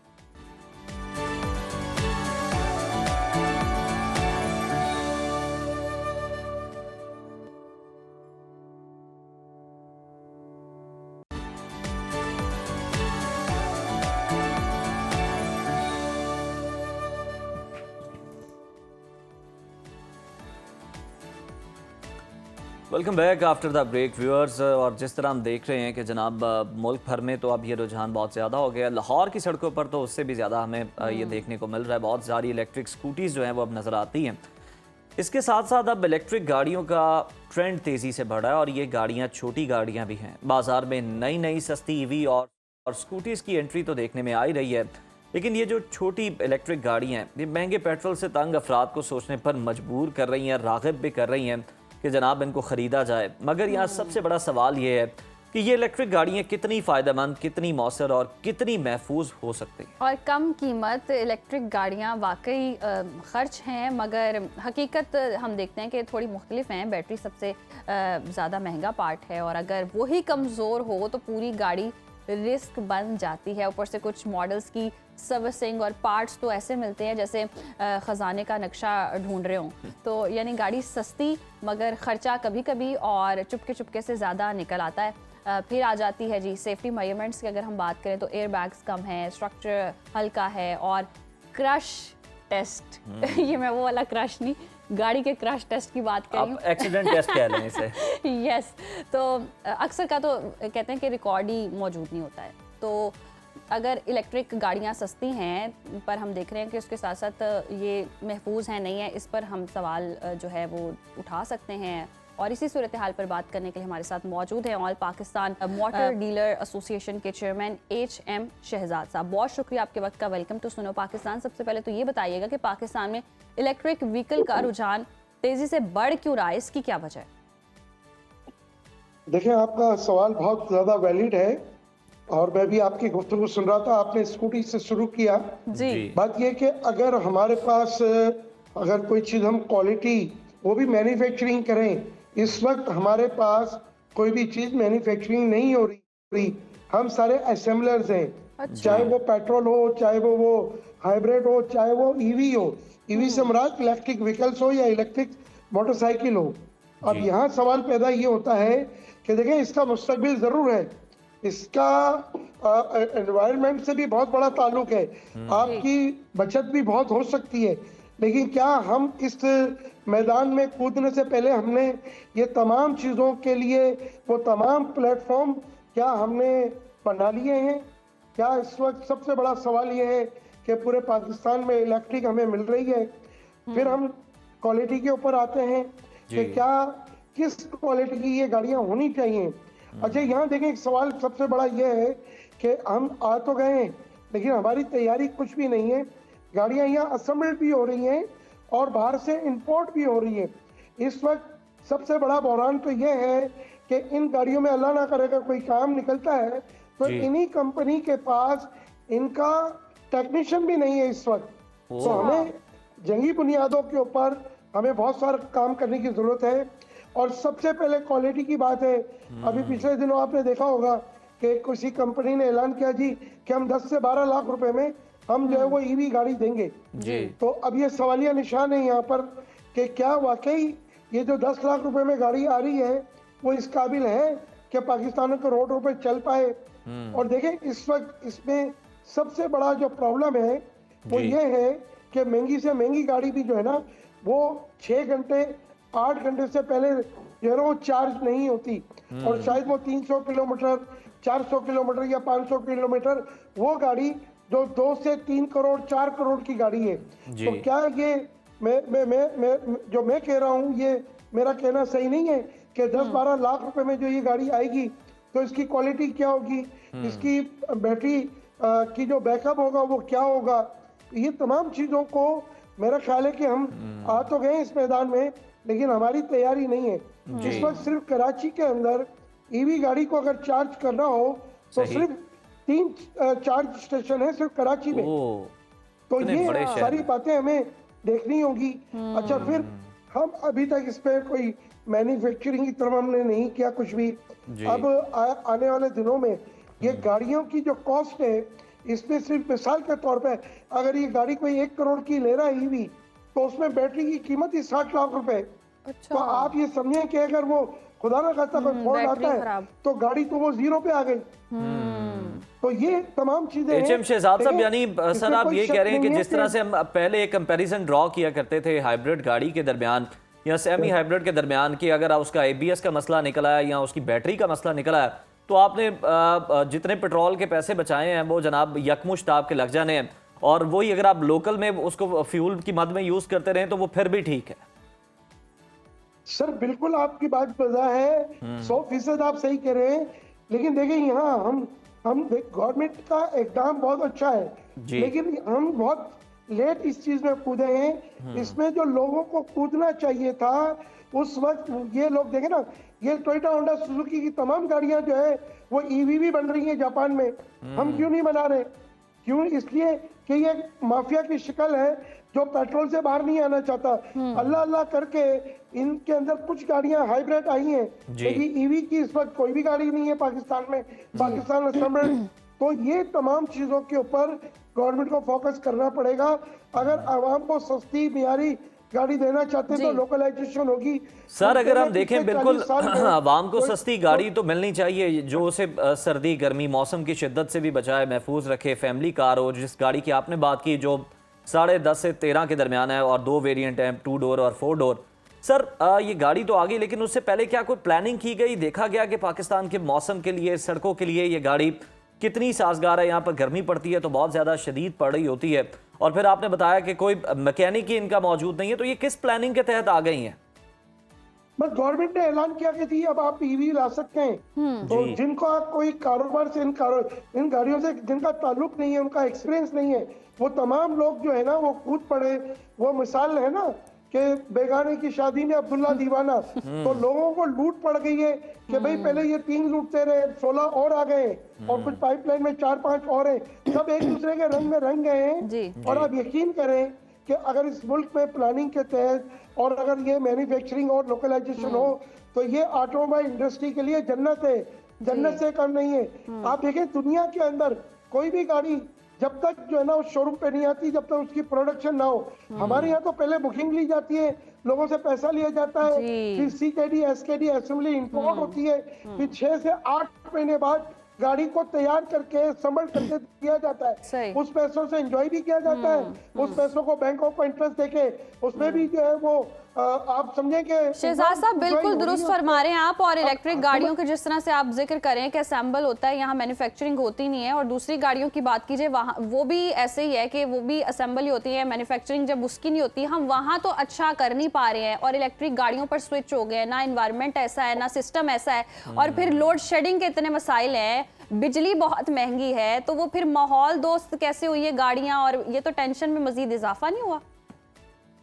बिल्कुल हुआ। देखें ये काम देखने का है मिनिस्ट्री ऑफ इंडस्ट्रीज और ईडीपी का वो कहीं और लगे हुए हैं आजकल कि किसी तरीके से जो इस्तेमाल शुदा गाड़ियां आती हैं वो कैसे बंद हो, क्योंकि वो तो उनके पेट्रोल पर है ना, टोयोटा होंडा सुजुकी की भी टीम है, तो वो आजकल उसको फोकस पे लगे हुए हैं कि उसको हमने काम का कैसा बड़ा गर्क करना है। जो इनका असल काम है मिनिस्ट्री ऑफ इंडस्ट्रीज और ईडीपी का, वो काम ये है कि वो जो ये गाड़ियां नई बन रही हैं या ब्रांड न्यू गाड़ियां आ रही हैं उसको उसकी प्लानिंग के ऊपर उन्होंने क्या किया। अब जैसे ये गाड़ी जो 12 से 13 लाख पे आ रही है, अब आप सोचें अल्लाह ना करे इसमें कोई खराबी आ जाती है तो ये गाड़ी तो जीरो पे आ गई। अभी तक जो अच्छे ब्रांड्स हैं उनकी भी कोई प्लानिंग सामने नहीं है। देखिए हमारे मुल्क में जब तक ये गाड़ियां कामयाब नहीं होंगी, जैसे आपके पास मेरे पास गाड़ी, हम पेट्रोल पंप पर जाते हैं 2 मिनट में पेट्रोल भर जाता है, तो भाई ये भी अगर चार्जर इतना सुपर चार्जर नहीं होगा गाड़ी में भी और स्टेशन पे भी, अगर ये गाड़ियां 8-8 घंटे 6-6 घंटे में अगर ये चार्ज होंगी तो ये किस काम की गाड़ियां। दुनिया में आज टेक्नोलॉजी बहुत आगे चली गई है और हम अभी तक जो है उसी बात के ऊपर काम कर रहे हैं जो आज से 5 साल पहले ईवी के ऊपर लोगों ने काम किया था। तो हमें इस वक्त जरूरत है, हुकूमत को फोकस करने की जरूरत है कि भाई आवाम को वाकई। अच्छा सर, ये भी जरा थोड़ा सा क्लियर कर दीजिएगा शहजाद साहब कि अगर गवर्नमेंट इस तरह के स्टेशन और लगा लेती है तो क्या जो आप घर में चार्ज कर रहे होते हैं गाड़ी को, वहाँ पर क्या जो इसके पंप्स बनाए जाएंगे, स्टेशंस बनाए जाएंगे, क्या वहाँ पर फास्ट चार्जिंग होगी, कोई कम वक्त लगेगा वहाँ पर, या वहाँ पर भी उतना ही वक्त लगेगा?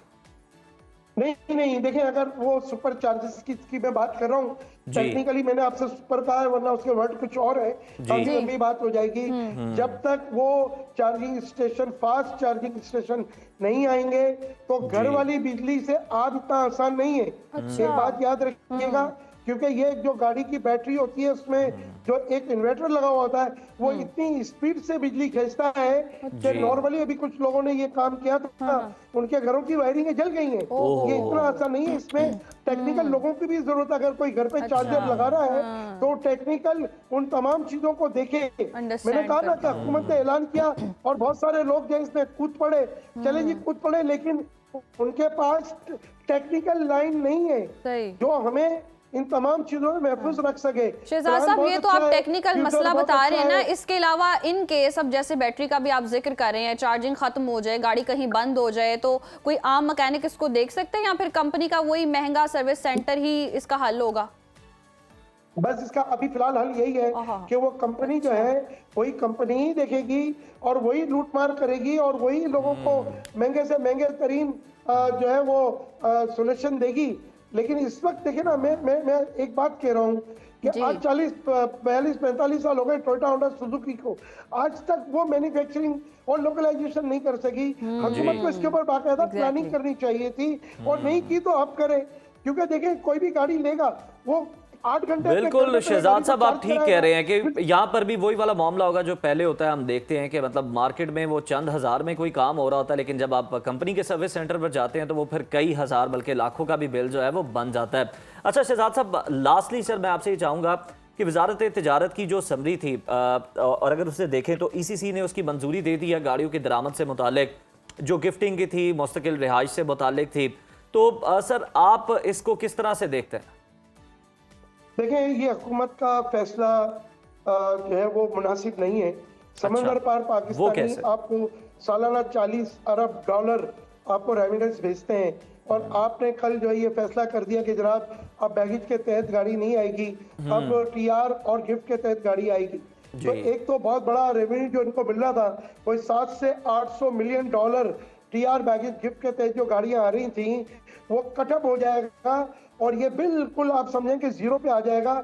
इस वक्त मुल्क चलाने के लिए डॉलर की जरूरत है और ये वाहिद आइटम था जो समंदर पार पाकिस्तानी गाड़ी भेज रहे हैं TR बैगेज गिफ्ट के तहत, वो गाड़ी के साथ साथ आपको डॉलर ड्यूटी भी भेज रहे हैं। सिर्फ गाड़ियों की बंद में 700 से 800 मिलियन डॉलर ये समंदर पार पाकिस्तानी भेजा करते थे और इससे बड़ा दुख हुआ है, बड़ी मायूसी हुई है उन पाकिस्तानियों को जो समंदर पार जो है बैठे हैं। अच्छा अब देखें, आप एक तरफ कमर्शियल इंपोर्ट की भी पेशकश कर रहे हैं कि जी कमर्शियल आप जो है वो बैगेज बंद होगा तो आप कमर्शियल इंपोर्ट कर सकेंगे, लेकिन कमर्शियल इंपोर्ट में इतनी गलत किस्म की जो है वो शराइतें डाल दी गई हैं कि एक आम पाकिस्तानी कार डीलर वो गाड़ी नहीं मंगाएगा, और वो टोयोटा होंडा सुजुकी भी इस गाड़ियों के कारोबार में इन्वॉल्व हो जाएंगे। जिस किस्म की शर्तें लगी हुई हैं और जिस किस्म के आपने पैरा फिक्स किए हैं उसमें तो ये जो पाकिस्तानी जो कार डीलर जो पाकिस्तान में बैठा है वो तो मुमकिन नहीं कि उन शराइत को पूरा कर सके। सही, बहुत शुक्रिया इशम शहजाद साहब आपके वक्त का। और ये गाड़ियाँ सस्ती ज़रूर हैं लेकिन महफूज हैं नहीं है, इस पर जी सवालिया निशान है। और बैटरी चार्ज करने का भी बहुत ज़्यादा प्रॉब्लम है, और इन केस अगर बैटरी ख़राब हो जाती है तो गाड़ी की कीमत तो ज़ीरो वैल्यू की तरह ही है। और फिर चार्जिंग उसके साथ साथ हाँ ये मसाइल तो चार्जिंग के भी मौजूद ही हैं, लेकिन जिस बैगेज स्कीम का वो हवाला दे रहे हैं या और जो चीज़ें गिफ्टिंग स्कीम के हवाले से बात कर रहे हैं, वो कहते हैं ये फैसला मुनसिफाना है और इससे जो लोकल कार डीलर है उसको फ़ायदा कम होगा, बल्कि जो ये बड़े प्लेयर्स हैं जिन्हें असम्बलर्स कह के वो मुखातिब करते हैं मैन्युफैक्चरर्स की बजाय, तो वो कहते हैं वो भी इसके अंदर इन्वॉल्व हो जाएंगे, वो भी गाड़ियाँ मंगवा के फिर खुद से बेचना शुरू कर देंगे, यानी आवाम को तो फिर ये गाड़ियाँ महंगे दामों ही मिलेंगी। तो जो भी इसके अंदर ज़रूरी तरमीम है मुशावरत के साथ गवर्नमेंट को कर लेनी चाहिए ताकि लोगों को सस्ती मयारी गाड़ियाँ जो हैं वो मुयसर आ सके। आगे बढ़ते हैं जनाब, पाकिस्तान के स्कॉश लेजेंड जहांगीर खान का जिक्र करते हैं जिन्होंने ज़िंदगी की 62 बहारें देख ली हैं। शहनशाह स्कॉश कहलाने वाले जहांगीर खान ने अपनी बेमिसाल महारत से 10 British open, 6 world open title जीते और लगातार 555 मैचेस में नाकाबिले शिकस्त रहकर आलमी खेलों की तारीख में एक मुनफरिद मकाम हासिल किया। जहांगीर खान का ताल्लुक पेशावर के मारूफ स्कॉश घराने से है। वालिद रोशन खान और भाई तुरसम खान ने इब्तदाई तरबियत उन्हें दी और भाई की वफ़ात के बाद भी जहांगीर ने उनका ख्वाब पूरा किया। 1981 में आलमी चैंपियन बनने के बाद उन्होंने पाकिस्तान का नाम रोशन किया और स्क्वाश के आलमी उफ़क़ पर एक रोशन अलामत के तौर पर अपनी पहचान बनाई। और नाज़रीन, हुकूमत पाकिस्तान ने उनकी खिदमात के एतराफ़ में उन्हें सदारती तमगा हुस्न कारकर्दगी और हिलाल इम्तियाज़ से नवाजा। अक़वाम मुत्तहिदा ने उन्हें गुज़श्ता 1000 साल के अजीम तरीन एथलीट्स में शामिल किया, जबकि पाकिस्तान और जापान ने यादगारी टिकट जारी की, जहां हम देखते हैं कि जहांगीर खान अपनी शानदार महारत के लिए बल्कि अपनी सादगी, आला अखलाकियात और बुलंद ज़र्फ़ी की वजह से भी दुनिया भर में इज़्ज़त व एहतराम की निगाह से जो है लोगों उनको देखते थे। अब प्रोग्राम में थोड़ा आगे बढ़ते हैं और मॉर्निंग शो की ही बात कर लेते हैं। मॉर्निंग शो की मेज़बान निदा यासर एक बार फिर तनकीद की जद में हैं। उन्होंने अपने शो में कहा था कि जी फूड डिलीवरी राइडर जो है अक्सर जानबूझकर खुले पैसे नहीं रखते ताकि ज़्यादा टिप मिल सके, और निदा ने मशवरा दिया कि लोग पहले से खुले पैसे रखें या राइडर से इजाफी रकम साथ लाने का कहें। उनके बयान पर फूड डिलीवरी राइडर्स ने शदीद रद्दअमल का इजहार किया है और बड़ा उनको तनकीद का निशाना बनाया जा रहा है। राइडर्स का कहना है कि वो सख्त मौसम, मुश्किल रास्तों और ख़तरनाक हालात में कम मुआवजे के बावजूद ईमानदारी से काम करते हैं। और बहुत सारे राइडर्स ने बताया कि अगर कभी गाहक के पास मुकम्मल रकम ना हो तो वो अपनी जेब से चंद रुपए शामिल कर देते हैं, इसलिए उन्हें चोर कहना इंतहाई तकलीफ दे है। राइडर्स ने निदा यासर से अपने शो में अवामी तौर पर माफ़ी का मुतालबा किया है, जबकि सोशल मीडिया सारिफीन भी उनके हक में खड़े हैं और राइडर्स को मेहनत और एहतराम का मुस्तहिक करार दे रहे हैं। ये वाक़या एक बार फिर अवाम और मीडिया के दरमियान मेहनत कश अफराद के एहतराम और टिप कल्चर पर बहस को जन्म दे रहा है, और बिल्कुल इनको चोर कहना या इस तरह के अलकाबात से नवाजना बिल्कुल गलत है। वैसे मुशाहिदे में तो ये आया है कि अक्सर उनके पास चेंज नहीं होता। अच्छा, यहाँ मैं थोड़ा सा निदा को सपोर्ट करना चाहूँगी क्योंकि मेरे साथ रिसेंटली ऐसा हुआ है कि मैंने पार्सल मंगवाया और उस जो राइडर था उसके पास पैसे मौजूद थे उज़ैर, ठीक है। अच्छा। मैं चेंज देख रही हूँ अपनी आंखों से और 200 मुझे वापस चाहिए था। 50-50 के उसके पास 2 नोट थे और एक 100 का था, और वो यही इसरार कर था कि मेरे पास चेंज नहीं, और मैंने अपनी आंखों से देखा और मैं ये कह रही हूँ कि यार ये क्या कर रहा है। तो आई वाज सो सरप्राइज कि इसके पास पैसे होने के बावजूद वो डिनाई कर रहा था। तो ये होता भी है, ऐसा होता है और मोस्टली बिल्कुल ये होता है। ये मतलब निदा के अल्फाज चलें को गलत हो सकते हैं, लेकिन ये आप सब एग्री करेंगे कि जनाब ये कभी ना कभी किसी के साथ ये जरूर पेश आया, उसने ये जरूर एक्सपीरियंस किया कि जानबूझ के किया जाता है। और मेरे साथ तो रिसेंटली बिल्कुल ही डिफरेंट हुआ है। मतलब एक ऑर्डर जो है वो मंगवाया गया और उसकी पेमेंट जो थी थ्रू कार्ड थी। अब जब मैंने कार्ड के जरिए बिल पे किया तो मैंने उन्हें कहा भी कि ये जो बिल आप बता रहे हैं ये इतना नहीं इतना नहीं है। ये आप ज्यादा बता रहे हैं बिल कम है। उन्होंने कहा नहीं जी बिल तो इतना ही है। सही। उन्होंने कार्ड स्वैप किया और वो चले गए। फिर जाके उन्हें कुछ याद आया कि शायद मैंने ज्यादा पैसे ले लिए हैं, ठीक। कि ये गलती है या ये फिर अब नोटिस में आ गई है। उन्होंने फिर कॉल की और फिर जनाब उन्होंने कहा कि ये पैसे जो हैं वो ज्यादा, आप बताएं इनका क्या कर सकते हैं, जबरदस्त। मैं आपको किस तरह फैसिलिटेट कर सकता हूँ। जी। तो जनाब फिर इस तरह के भी कुछ वाकयात हो अच्छा, जाते ये देखें, हैं, हर मोटिव तरह आप के समझ लोग सकते होते हैं। हर तरह के लोग होते हैं, हर शोबे में हर तरह के लोग होते हैं। इट डजंट मीन कि वो चोर हैं, बट यस एक जो चीज़ कहीं गलत हो रही है तो उसको सपोर्ट नहीं हम कर सकते, और जो चीज़ राइट हो रही है उसके हक में हमें ज़रूर बोलना चाहिए। बट यस इनका भी यही काम बनता है कि चेंज रखें, या फिर आप अगर आप कोई ऑर्डर या अपना पार्सल है तो आपको भी चाहिए कि आप उतनी ही आप भी अमाउंट उतनी रखें amount ताकि रखें इस अपने पास। परेशानी में ना मुब्तला हों। क्योंकि और वो कहते हैं अगर वो आते हैं बिल्कुल वो सख्त मौसम में काम करते हैं, शदीद सर्दी में भी गर्मी में भी, टिप जो है वो आप उनको जरूर Yes. दें, ये उनका राइट है, आपको देनी चाहिए लाजमन उनको।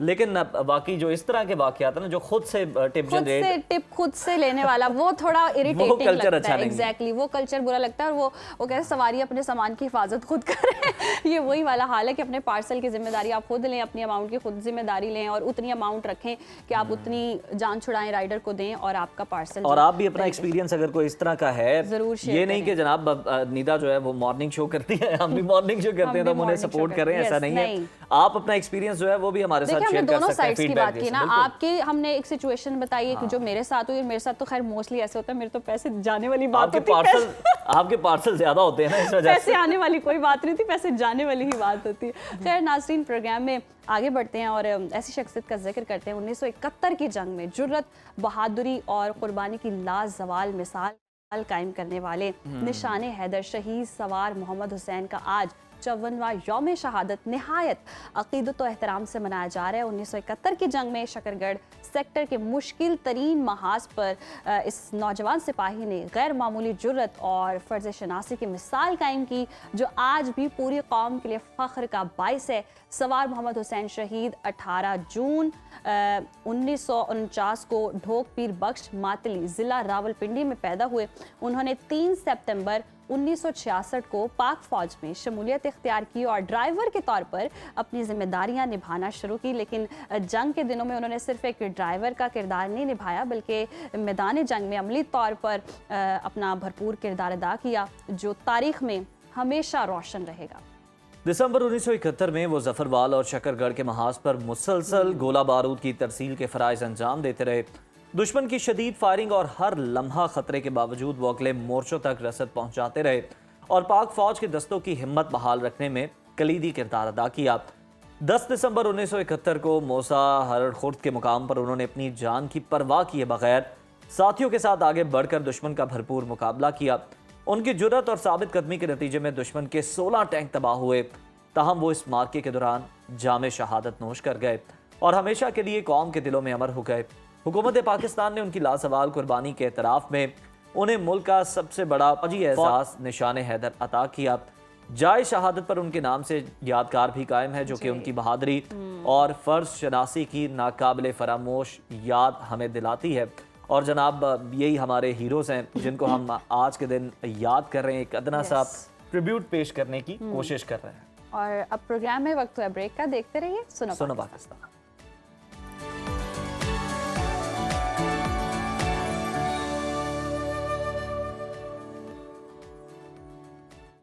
वेलकम बैक नाजरीन। और अब जिक्र कर लेते हैं सर्दियों की सौगातों का। और जैसी सर्दियां आती हैं तो हम बाज़ारों में देखते हैं किन्नू, माल्टे और ग्रेप फ्रूट की रौनक और खुशबू हर तरफ फैल जाती है। सिट्रस फ्रूट्स जो ना सिर्फ जायके में लाजवाब हैं, बल्कि सेहत के लिए भी बेशुमार फ़वाइद रखते हैं। विटामिन सी से भरपूर ये फल क़ुव्वत मुदाफ़त को मजबूत करते हैं, जिल्द को बेहतर बनाते हैं, वज़न में कमी में मदद देते हैं और दिल की सेहत के लिए भी बेहतरीन समझे जाते हैं।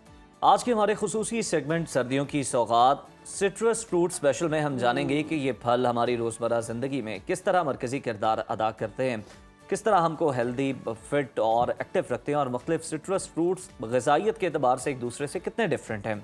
इस हवाले से बात लेते हैं। हमें ज्वाइन किया माहिर ग़िज़ाइयत डॉक्टर आमना अली ने।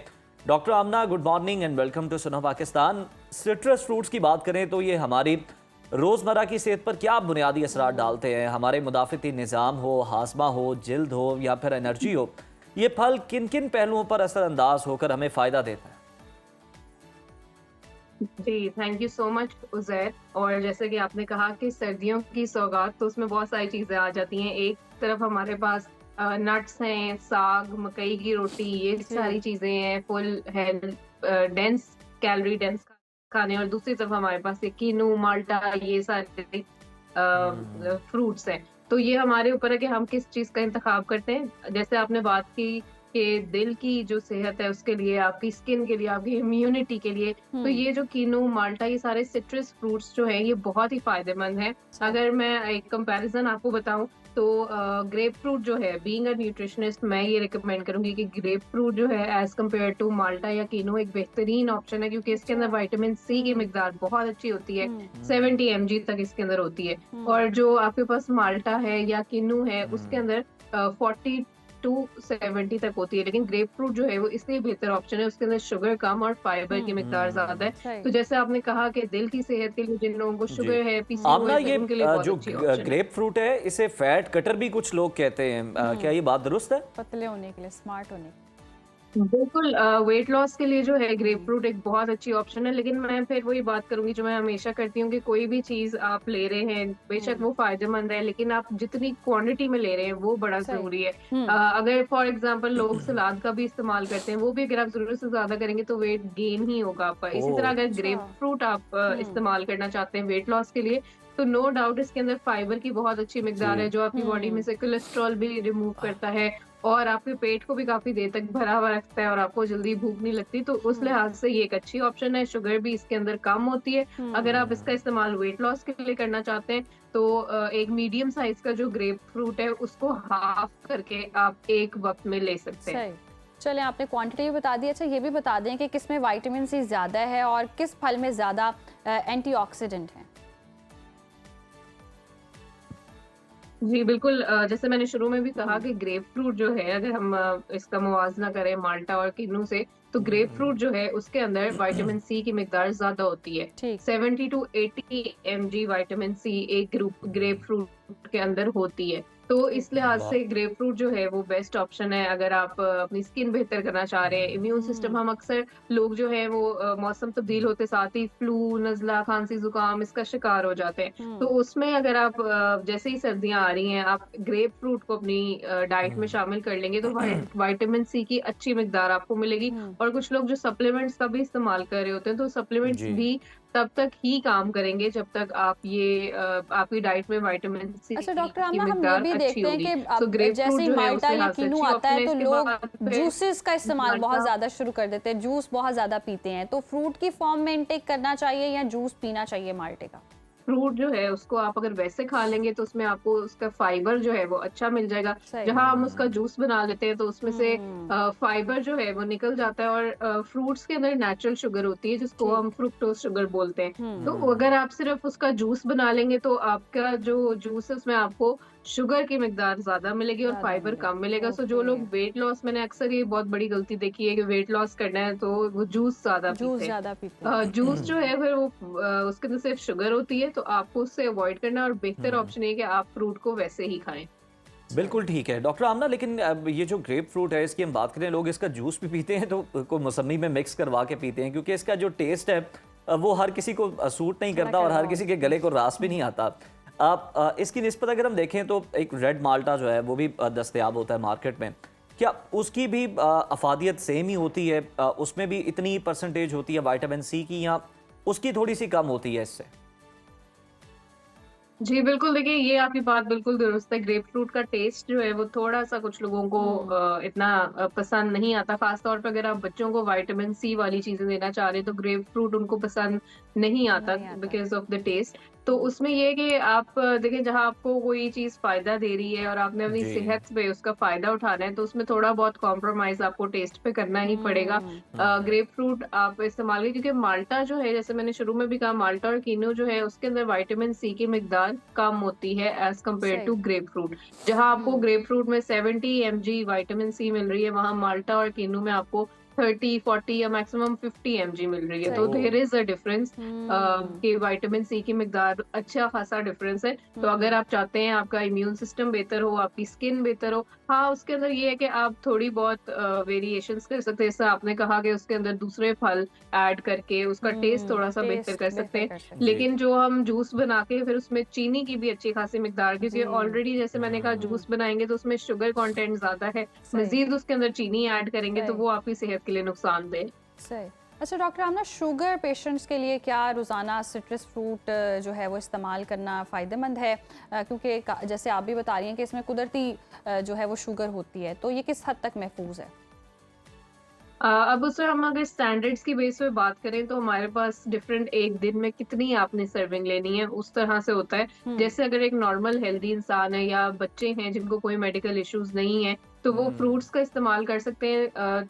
3 से 4 फल एक दिन में लेने ही लेने हैं ठीक। आपने। इसमें जैसे बहुत सारे लोग खजूरें भी खाते हैं तो वो भी फल में ही आ जाता है, तो 2 से 3 खजूरें भी एक दिन में ली जा सकती हैं। इसके अलावा अगर कोई बीमारी नहीं है, कोई पीसीओएस का मसला नहीं है, डायबिटीज का जी। मसला नहीं है, तो फिर आप मैक्सिमम 4 फल एक दिन में ले सकते हैं। लेकिन जब हम बात करते हैं पेशेंट्स की, जैसे शुगर पेशेंट्स हैं या ब्लड प्रेशर के पेशेंट्स भी अक्सर, तो उनको थोड़ी सी एहतियात करनी चाहिए, क्योंकि फ्रूट्स जो हैं उसके अंदर जैसे हमने जी। कहा शुगर होती है।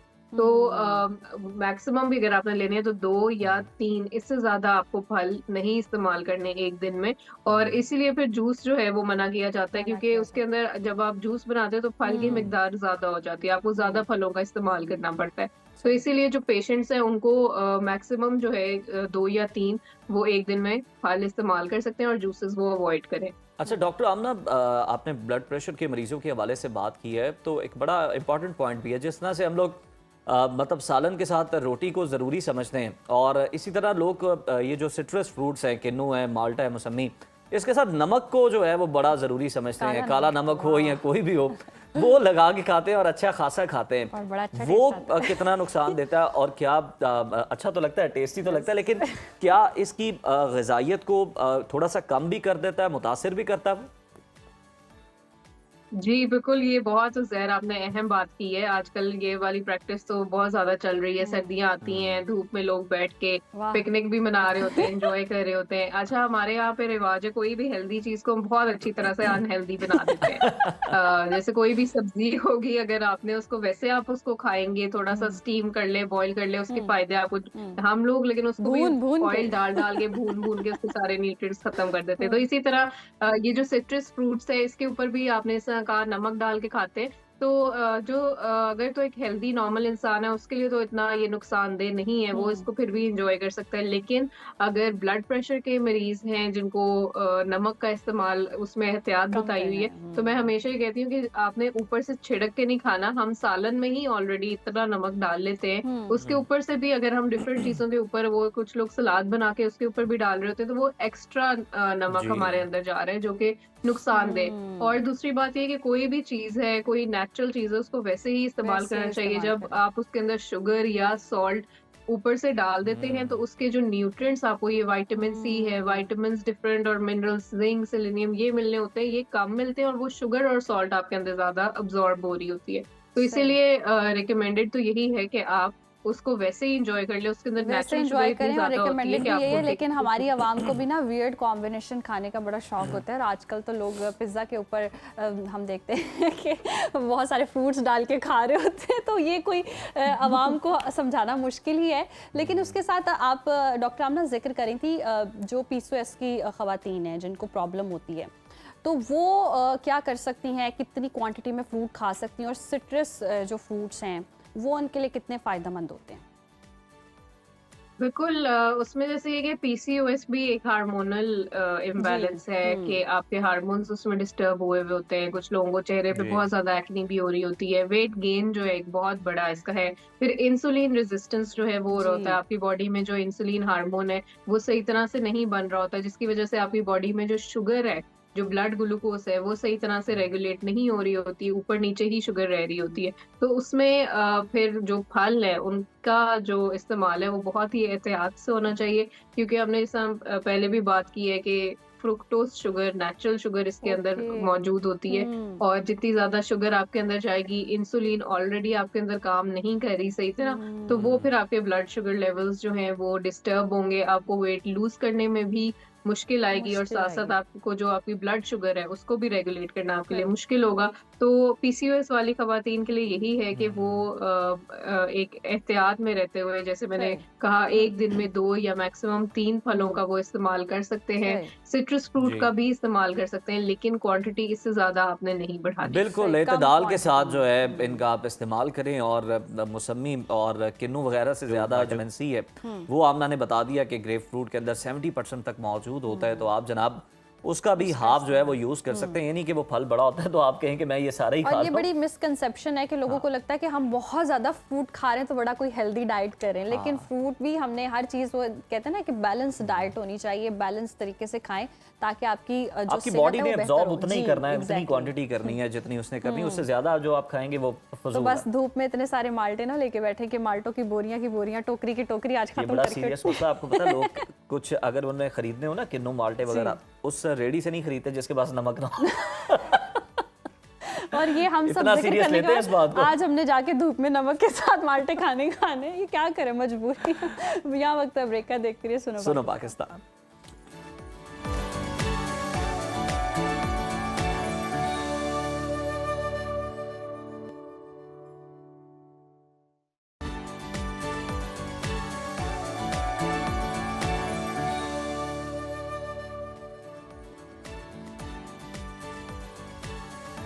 वेलकम बैक नाज़रीन। प्रोग्राम में आगे बढ़ेंगे और बात करेंगे बच्चों की। आम तौर पर हमारे मुआशरे में ये देखा गया कि बच्चे कितने ही ज़हीन क्यों ना हों, लेकिन अक्सर उनमें एतमाद की कमी होती है, वो अपनी बात को सही तरीके से बयान नहीं कर पाते हैं, छोटे छोटे फैसले करने में हिचकिचाते हैं और अपनी सलाहियतें दूसरों के सामने दिखाने से कतराते भी हैं और अपनी सलाहियतों का इजहार भी नहीं कर पाते हैं समटाइम्स। यहाँ सिर्फ स्कूल का किरदार के साथ साथ बल्कि वालिदैन का हाथ भी बच्चे की खुद एतमादी में अहम रोल प्ले करता है। वालिदैन की भरपूर तवज्जो, मुस्बत हौसला अफजाई और मोहब्बत भरा रवैया बच्चे को ये एतमाद देते हैं कि वो नए एक्सपीरियंस करे, अपनी ओपिनियन सामने रखे और अपनी गलतियों से सीखे।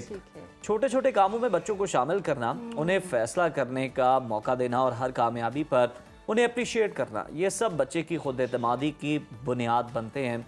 और बच्चों को खुद एतमाद पैदा करने के लिए वालिदैन और स्कूल की कितनी जिम्मेदारी है, कौन से सुनहरी असूल हैं और जिनके ज़रिए बच्चों को खुद एतमाद बनाया जा सकता है, इस पर बात कर लेते हैं। हमें ज्वाइन किया है माहिर नफ्सियात rehabilitation expert doctor Nushaba Anjum ने। Doctor Nushaba, good morning and welcome to Suno Pakistan.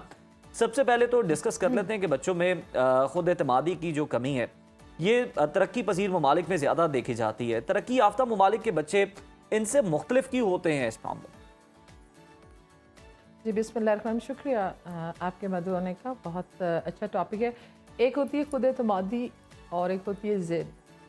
खुद एतमादी जो कॉन्फिडेंस है वो आपने बिल्कुल ठीक बजा फरमाया कि वो घर के माहौल से मिलता है। पेरेंटिंग बहुत अहम किरदार अदा कर रही होती है और उसके अलावा आपकी स्कूल्स में साथी इकराम का जो रोल है। अब देखिए इसमें दो तरह की चीज़ें हैं। अगर आपने खुद एतमादी बच्चे को ये दे दी है कि अगर तुम्हारे पास एक अच्छा ब्रांड कॉन्शियस बच्चों को बना देना, हम जिधर इम्बैलेंस हो गए सोसाइटी में, लाइक के अमीर और गरीब का फ़र्क, बड़ी गाड़ी छोटी गाड़ी, जिस वक्त तक आप अब बच्चों के अंदर मिट्टी और सोने का फ़र्क एक नहीं रख देंगे, बच्चों के अंदर मॉरल वैल्यूज़ के, इंसानियत का वैल्यू सिस्टम जो है वो मटीरियल बेस्ड नहीं होना चाहिए। अनफॉर्चुनेटली जो आपने तरक्की पजीर ममालिक की बात की, बिल्कुल इसमें है, इसलिए कि हमारे यहाँ एक जो स्टेटस को कल्चर है, ऑब्वियसली बच्चे फील करते हैं। और फिर जो हमारा ये सोशल मीडिया के थ्रू हमने देखा कि लोग अपने आप को ज़्यादा पोज दिखा ज़्यादा रहे हैं, तो सोसाइटी की जो ये एक मैं समझती हूँ बड़ी तल्ख हकीकत है कि हाँ कि लोग रो रहे हैं और हंसता हुआ दिखा रहे हैं, लोग कम खा रहे हैं और पोस्ट ज़्यादा कर रहे हैं। तो ऐसी जो चीज़ें हैं ये जो बच्चे के अंदर कॉन्फ्लिक्ट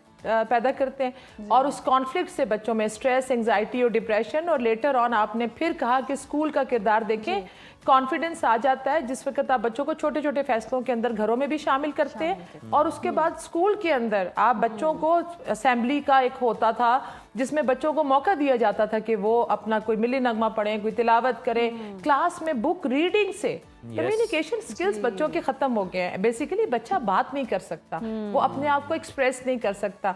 अगर बात करना चाह रहा है तो या तो क्लास में भी जो ये हमारे यहाँ राइवलरी मैंने देखा, और जो फेवरेटिज्म है कि बच्चों में हम किसी एक को बहुत ज़्यादा इंपॉर्टेंस देते हैं कि जी इसके मार्क्स ज़्यादा है, इसके मार्क्स कम आ गए हैं, तुम्हारा ये जो बच्चों में हम डेवलप कर देते हैं टाइम प्रेजुडिस, मेरे ख्याल में बच्चों के अंदर जो हार का एलिमेंट है कि उसके अगर वो हार गया है बच्चा तो उसको बताएं कि भाई कि जो हार के बाद उठ जाता है बेसिकली लीडर वही होता है, ऐसा ही है। ये नहीं होता कि आपने अगर हार गया तो आपने कहा जी तुम्हारे बड़े भाई ने इतने नंबर ले लिए, उसका बच्चे ने तो ये कर लिया।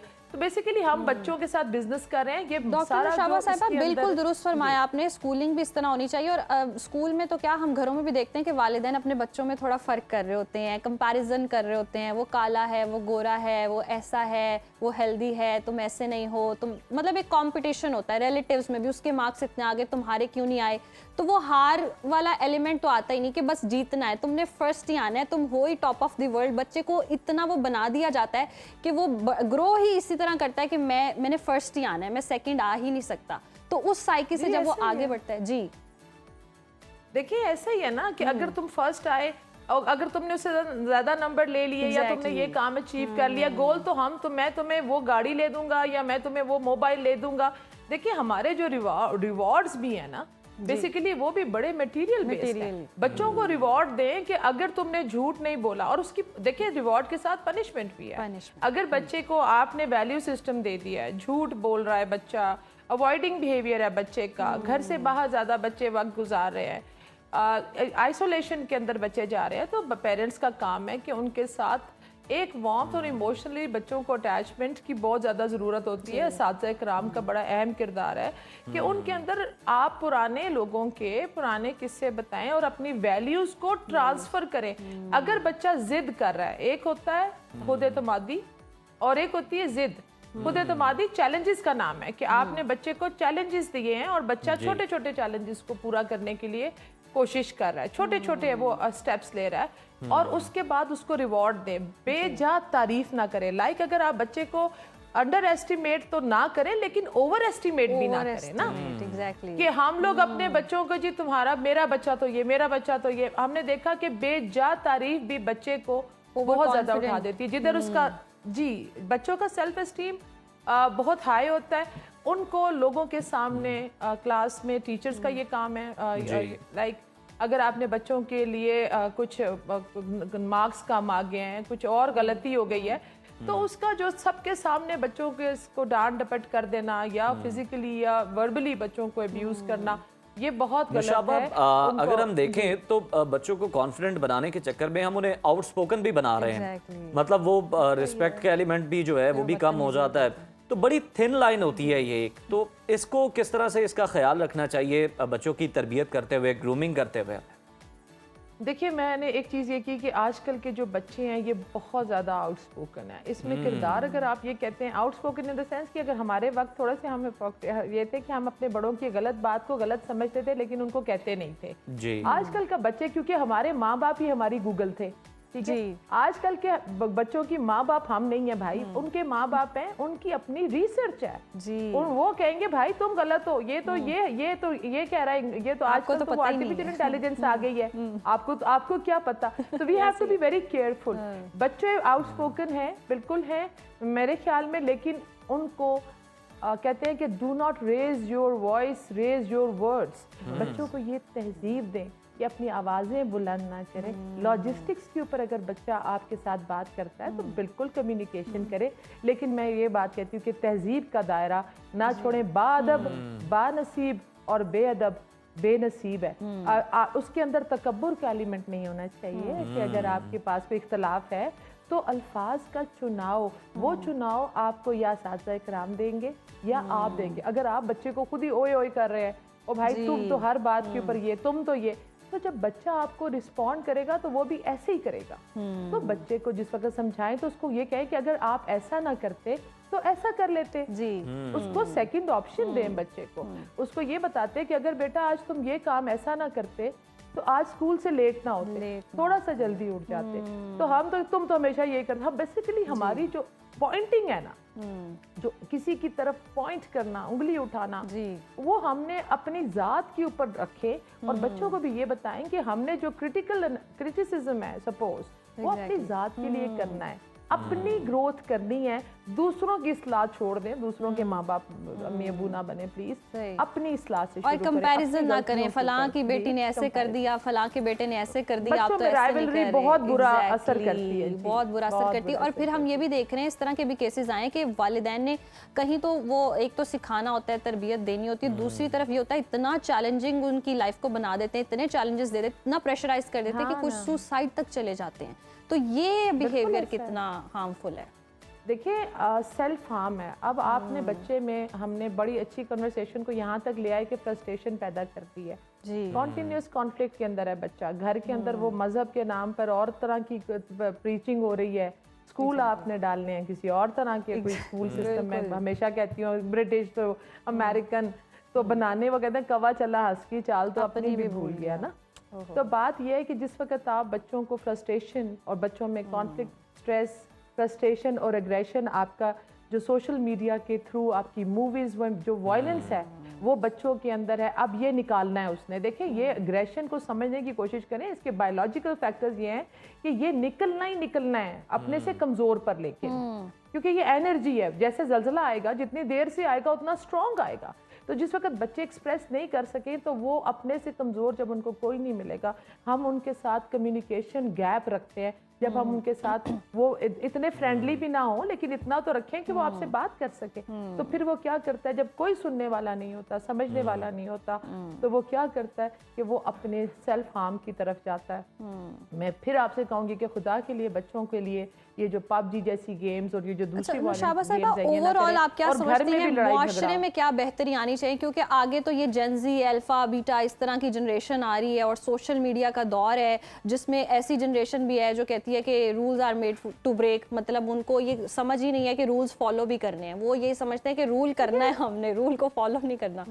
तो ये वाला जो कॉन्सेप्ट रूलिंग, हाँ ठीक है, देखिए हमने जो ये पावर का बच्चों को दे दी ना ताकतवर बनने का, अब वो बिल्ली को चूहे को ताकतवर सिर्फ इंटरनेट के उसके अंदर है, उस स्क्रीन के अंदर है, बाहर तो वो बिल्ली और चूहा भी नहीं मार सकते। तो बेसिकली जो बच्चों के अंदर हमने ये चीज़ डाल दी है कि आप अपना क्वेश्चन जरा दोबारा रिपीट कीजिएगा। जी मैं ये कहना चाह रही थी कि जिस तरह से अब जनरेशन चेंज हो रही है, अल्फा, बीटा, जेनजी आ रहे हैं और वो कहते हैं हम रूल करना चाहते हैं और इवन कोई रूल फॉलो भी नहीं करना चाहते हैं, तो ये वाला जो मुआशरे की बेहतरी के लिए देखिए रूल्स जो है बेसिकली बच्चों में ये बात समझनी चाहिए कि एक रूल ये है कि हमने इनहेरिटेंस के अंदर हर चीज़ देती है, like religious inheritance, cultural inheritance, हमारे जो पॉलिटिकल इनहेरिटेंस हमारे बच्चे फॉलो कर रहे हैं जी बाप दादा की। मैं ये समझती हूँ रूल्स ब्रेक करने के लिए ना बच्चों के अंदर एक जो उनकी रिसर्च बेस्ड अपनी एक है जिसके ऊपर वो उनको ये चॉइस दें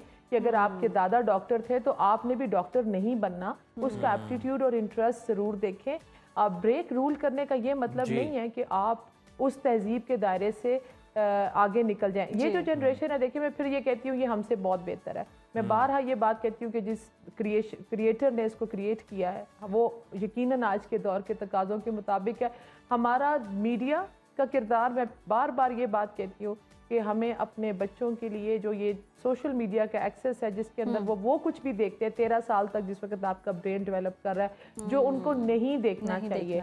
आपके मुल्क के अंदर रोटी महंगी है और आपके मुल्क के अंदर इंटरनेट फ्री वाईफाई जोन बनता जा रहा है, पाकिस्तान भी, तो वो फ्री वाईफाई जोन उस बच्चे के लिए जो कि इस वक्त सड़क पर किसी की गाड़ी साफ कर रहा है या वो सड़क के ऊपर भीख मांग रहा है, उसको भी वही कुछ देख रहा है जो उस बड़ी गाड़ी के अंदर बैठा है जिसके किसी। तो मैं ये समझती हूँ कि अगर आपने इतना फ़र्क रख दिया है तो बच्चों में ये जो फर्क का है ना, ये बच्चों को सेल्फ हार्म की तरफ, वो फिर क्या करेगा उस गाड़ी तक पहुंचने के लिए चोरी, हमारे मुल्क में जो वारदातें हो रही है, बच्चे इन्वॉल्व हो रहे हैं। बिल्कुल नुशाबा, आपने सही इशारा किया। फिर ये जो माशरती तकसीम है, तबकाती तकसीम है और फिर हैव और हैव नॉट्स वाली जो जंग है, तो ये फिर शुरू हो जाती है और फिर वो उस सफ में शामिल होने के लिए, बिल्कुल आप ठीक कह रही हैं कि फिर वो जायज़ नाजायज़ नहीं देखते, बस फिर वो कोशिश करते हैं कि वो भी जनाब उनके हम पल्ला हो जाएं, उनके बराबर हो जाएं। बहुत शुक्रिया डॉक्टर नुशाबा अंजुम साहिबा, हमारा वक्त ख़त्म हो गया है और आपने दुरुस्त निशानदेही की है कि बच्चों में खुद एतमादी ज़रूर पैदा करें, लेकिन उन्हें एटिकेट सिखाने चाहिए, बड़ों का एहतराम जो है वो भी सिखाना ज़रूरी है। और ऑब्वियसली जो नई जनरेशन है वो हमसे बेहतर है, हम इस बात का एतराफ़ करते हैं, लेकिन कुछ थोड़ी सी चीज़ें हैं जो अगर उन्हें सिखा दी जाएं तो जनाब वो और बेहतरीन हो सकते हैं। इसी के साथ जनाब हमारा बेहतरीन प्रोग्राम आपको पसंद आया होगा। इजाज़त दीजिए, कल दोबारा मुलाकात होगी। टिल देन अल्लाह हाफ़िज़।